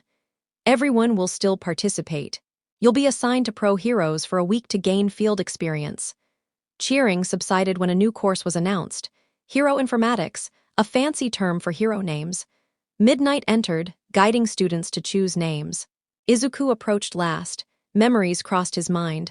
What's your name? I'm Deku. Living your dream, saving people. I'll see you tomorrow, Deku. He wrote his board entry and announced it. The class gasped. Kirishima asked, "Are you sure about that?" Izuku smiled. This name started as an insult, but someone special introduced me to it. Now Deku is my hero name. Bakugo watched quietly. Yaoyorozu reflected on the significance. Midnight moved on to Bakugo, who insisted on keeping murder in his name, then Iida, who went with his first name. Izuku approached Todoroki in the hall and tapped his shoulder. "Hey Todoroki, who did you decide to intern with?" Todoroki answered calmly, keeping his usual composed tone. "I'm going to intern under my father. Initially I wasn't keen on it, but as the number 2 hero, his guidance will be invaluable." Izuku nodded thoughtfully. "All right, if you ever need anything, just call me. Honestly, I'm more worried about Iida right now." Todoroki recalled the news about Ingenium while visiting his mother in the hospital. Concern flickered across his face. "What do you think he'll do?" Midoriya stroked his chin, deep in thought. "I can't be sure, but he's furious, blinded by anger. Someone needs to be there to stop him from making a huge mistake." Todoroki nodded in agreement. "And your plan?" The two then brainstormed strategies to support their classmate and devised a practical approach. Later, in the library, Momo and Izuku sifted through a pile of hero agency offers, trying to pick the best fit for her. Yaoyorozu rubbed her forehead in exasperation. "This is way more complicated than I imagined," she exhaled loudly. "So, who did you pick?" Izuku sat up, glancing at her. "Gran Torino. He used to teach here when All Might was a student, and he recommended him as a great pro to learn from." "Gran Torino? Never heard of him. Guess he wasn't too famous." Momo tapped her chin, thinking, "I've seen his name pop up on a few forums. I'm curious to hear stories about All Might as a student." Momo chuckled. "You're always such a fanboy, especially when it comes to All Might." Midoriya shrugged, both of them laughing at her observation. The following week, Izuku stood in his living room, bags in hand, as his mother checked. "Do you have everything?" "Yes," he replied. "I packed last night and sent you all the internship details." Inko smiled. "All right, make me proud," and before she could finish, Izuku cut in. "I'll be careful, I promise. Goodbye, Mom. I love you." Her heart swelled as he left for his week-long internship. She silently hoped to meet Gran Torino one day to properly thank him for training her son. After an hour-long train ride to Yamanashi Prefecture, Izuku arrived at an old apartment building matching the invitation address. He knocked on the slightly open door and stepped in. "Hello, I'm Izuku Midoriya. I'm here for Gran Torino." No sooner had he entered than his danger sense went off. He leapt away from a speeding object, then backflipped to avoid another. The dimly lit room made spotting his attacker difficult. A sharp noise followed, a bullet-like sound, as yellow sparks ricocheted around the room. He activated his quirk and gave chase. The two collided in bursts of green and yellow across the cramped space. Izuku thought he found an opening, but Gran Torino shifted instantly, dodging his attack. Turning his back, the young hero nearly got hit from a blindside strike, ducking just in time. A black rope wrapped around his leg. The boy realized it came from Gran Torino's hand. "So this is what Toshinori meant about one for all having multiple quirks," he said, astonished. Midoriya released the black rope, catching his breath. "So, you're Gran Torino. Nice to meet you, sir. Sorry about your microwave." Gran Torino shook his hand, confused, then looked around. His eyes widened comically as he spotted the damaged appliances. "It's fine. I'll make Toshinori pay for it. He's the number 1 hero, after all." He can't expect me to take responsibility for his students' mistakes. Turning serious, he added, "While you're here, I'll train you the way I did your master." He was lucky to have a body capable of handling One for All from the start. Excited to learn from All Might's mentor, Izuku readied himself. "Since One for All has evolved, we'll train you to multitask, using multiple quirks at once in battle." At a hero agency in Jaku City, Momo stood before the office of the number 9 hero, Yorumusha, a top 10 hero for years. Midoriya had convinced her to pick this agency over Uebami's. A butler opened the door. "Miss Yaoyorozu, Mr. Musha is expecting you in his study. Leave your belongings here and follow me." She did so, walking down a hall lined with modern art and tapestries. In the study, a tall, white-haired man in samurai-like attire knelt by a table. "Come, join me," he said. Momo bowed. "I'm Momo Yaoyorozu. It's an honor to intern with such a renowned hero." He nodded. "Do you know why I invited you?" She shook her head. "I'm not sure, maybe from the sports festival. I didn't perform well." Before she could finish, Yori slammed his sword into the floor. His orange and black eyes met hers. "It's the look in your eyes before the festival, now it shows potential. I once felt that despair when I lacked strength. Do you agree so far?" Fighting back tears, Momo nodded. "Good, now stand." She complied as he assumed a battle stance. He drew his sword, a white light enveloped him. In an instant, he vanished, appearing behind her with a blade at her neck. When she turned, he disappeared again, striking her leg. She blocked with a shield, but he anticipated her move, knocking it away. His sword nearly touched her face. Frozen, she remembered her feelings after fighting Takami. "Where's your focus? If I were your enemy, would they show mercy?" he asked. He sheathed his sword, offering a hand. Once on her feet, he explained, "My quirk, Battle, heightens my instincts and power for 15 minutes. In my prime, I could extend it longer, but age reduced the duration.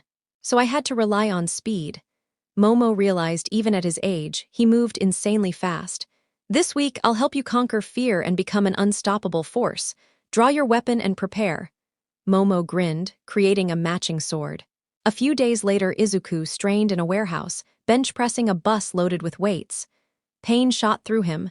Gran Torino's voice was relentless. "Keep going, kid." 100 more. Thinking to himself, Izuku muttered, "Now I see where All Might got his strength." Training was brutal. Gran Torino had him spar using multiple quirks at once. Short breaks barely offered relief. On the third day, Gran Torino pushed him harder, attacking relentlessly. Izuku controlled One for All at 60%, yet couldn't match the hero's speed. Hits rained down, frustration mounted. After another kick to the face, he fell back, wishing he could vanish. A voice whispered in his head, "Let me show you how to disappear." Suddenly, dark smoke erupted from his body, engulfing him in a thick, shadowy cloud. Seeing this, the pro leapt into the air, avoiding the smoke, completely unsure of what had just happened, and remarked, "I didn't realize you carried smoke tricks with you, kid." From within the dark mist, black tendrils shot out, aimed straight at Gran Torino. He vaulted backward, only to be struck in the back by his student. "Detroit smash!" The pro was hurled across the warehouse, but before slamming into the wall, he managed to stabilize himself and land safely thanks to his quirk. He glanced at the green-haired boy sprawled on the floor, gasping for breath. Izuku pushed himself upright and muttered, "I finally caught up to you." A soft chuckle escaped his lips before he collapsed from exhaustion. Gran Torino watched thoughtfully. "He's improving day by day. If he awakens any more quirks, I might actually be in trouble." When Izuku drifted off, he found himself standing once more before the former users of One for All. This time a short man with neatly parted black hair and the sixth wielder of One for All, spoke. "Welcome back. The ability you just used is my quirk, Smokescreen. It lets you generate smoke clouds to obscure your opponent's vision." As he spoke, smoke billowed from N's body, filling the room. His voice continued, "You need to control the density so you don't blind yourself. This also lets you track your opponents while they're in the smoke." Izuku asked, "How do I activate it?" N answered, "Tap into the same feeling you had, the urge to vanish. That sensation will guide the quirk when you need it most. Remember what I taught you." As he spoke, the previous wielder's eyes glowed, their forms beginning to fade as he said, "You're never truly alone." When Izuku awoke, Gran Torino had him practice relentlessly until he could manipulate his new quirk with ease. The next day, as Izuku arrived at the warehouse for more training, Gran Torino announced, "Gear up, kid. We're heading to Hasu for patrol." The mention of Hasu reminded Izuku to check on Iida, who hadn't replied to his recent messages. Hoping it was just the internship keeping him busy, he knew there was a chance they'd run into each other there. On the way to the station, Izuku messaged Todoroki about Iida. "No, I haven't heard from him either," came the reply. "I'm heading to Hasu for patrol. Maybe I'll see him there," Izuku responded. "My father and I will be there too. I convinced him Hasu would be better for patrol practice than Musutafu," Todoroki replied. "Perfect, that increases our chances of finding him. I'll update you when I arrive," Izuku typed back. "Okay," Todoroki replied. Half an hour into the train ride, Iida still hadn't responded. Gran Torino grumbled, "All you kids do is stare at your phones. I wish you'd look up once in a while." At that moment, Izuku's danger sense flared. He instinctively used Black Whip to pull everyone on the right side of the train away just in time as a pro-hero was slammed into the side of the carriage, carried by a tall, green, monstrous Namu. Izuku shouted, "NOMU!" Gran Torino quickly warned him to stay back, then kicked the creature out of the train, pinning it down. After ensuring the civilians were safe and the pro was unharmed, he leapt off the train into the city. From the rooftop, he saw multiple areas under attack. If these things are even close to the strength of the USJ-1, the pros are going to need backup, he thought. Without hesitation, he ran into the fray, hoping to protect his friends. He sent Todoroki a message explaining the situation. In a nearby alley, the pro-hero native lay bleeding from his shoulder. Before him stood a man in a black t-shirt and pants, large boots with knee and toe guards, arms wrapped in bandages, a red scarf draped around his neck, and a white mask covering his face. A bloodied katana was pointed directly at him. "I'm going to stop you, hero killer," Native declared. Stain replied coldly, "And how could someone like you hope to?" A white boot shot toward Stain's face, but he was too fast and deflected it, knocking off the attacker's helmet. He looked down to see a young hero in a familiar costume. "Are you one of Ingenium's sidekicks?" Stain sneered. Iida snapped, hopping to his feet. "Don't ever say my brother's name. I am Ingenium and I will stop you." Revving his engine, Iida lunged, but Stain dodged with ease and sliced Iida's arm. Pain immobilized him, and he fell to the ground, paralyzed, as Stain licked his bloodied sword. "Just another fake, like your brother. Heroes are supposed to help, not satisfy selfish desires," Stain taunted, pointing at Native. Iida, still focused on revenge, retorted, "Let him go, this fight is mine." Stain shook his head. "Not even a pro yet and you're already throwing your life away." As he raised his sword to strike, he sensed movement. Green streaked past him and he was suddenly hit in the face and sent flying. "Detroit smash!" The alley echoed with the shout. Lightning crackled around Izuku as he stood ready. "Iida, are you okay?" he called. "What are you doing here, Midoriya?" Iida asked.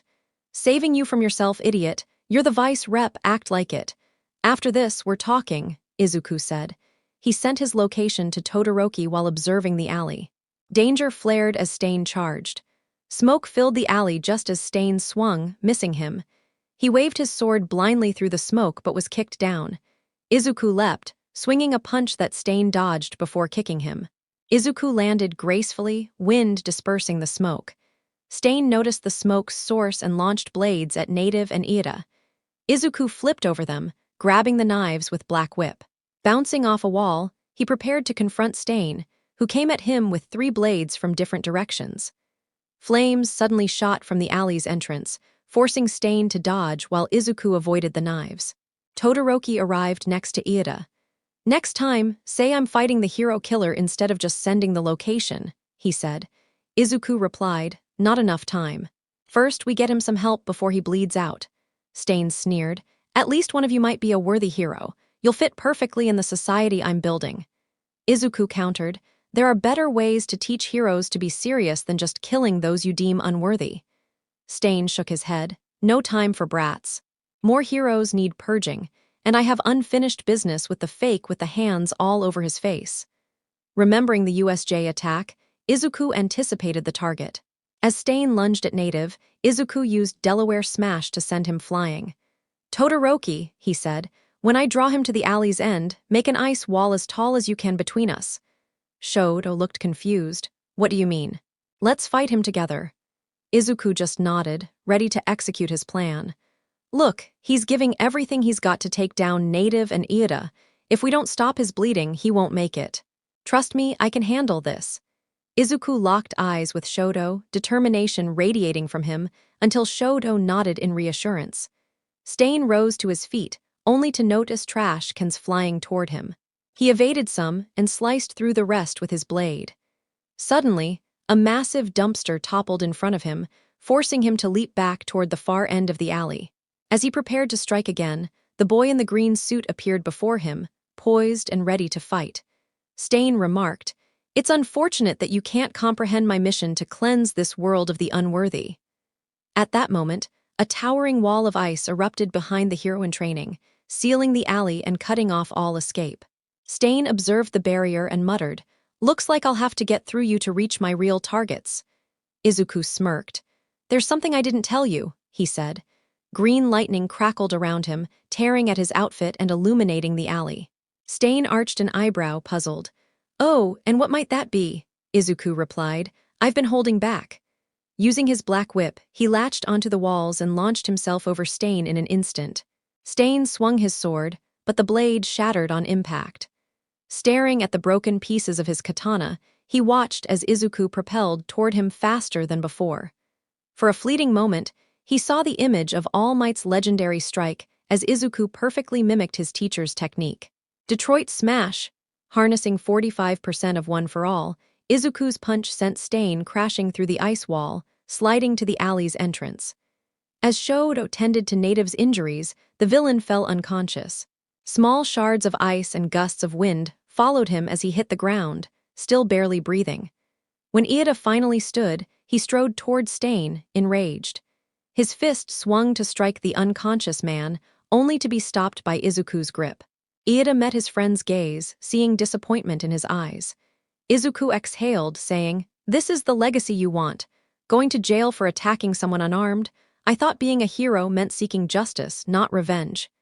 Shamed, Iida lowered his head. Shodo broke the tension, stating, "We need to contact my father and report what happened." Izuku's sweat dropped. "We're unlicensed. Using our quirks without clearance could get us in serious trouble. I've got a better plan. Todoroki, melt all the ice in the alley, and I need your dad's number." Using Native's phone, Izuku quickly typed a message to Endeavor. "Hero killer spotted near an alley at 4210 Echo Street. Send backup immediately." The trio waited until pro-heroes arrived. Once in sight, Izuku used his black whip to grab Shodo and Iida, leaping to the rooftop of a nearby building. From above, they watched Endeavor, Manuel, Gran Torino, and several other heroes find Stain unconscious and restrained beside Native. As the pros prepared to leave, a Namu flew toward them. Izuku caught it midair with his black whip, holding it in place, and struck it with 60% of One for All, knocking it out cold. Shodo encased it in ice before they returned to the ground. Following their plan, the teens split up and rejoined their intern hero separately.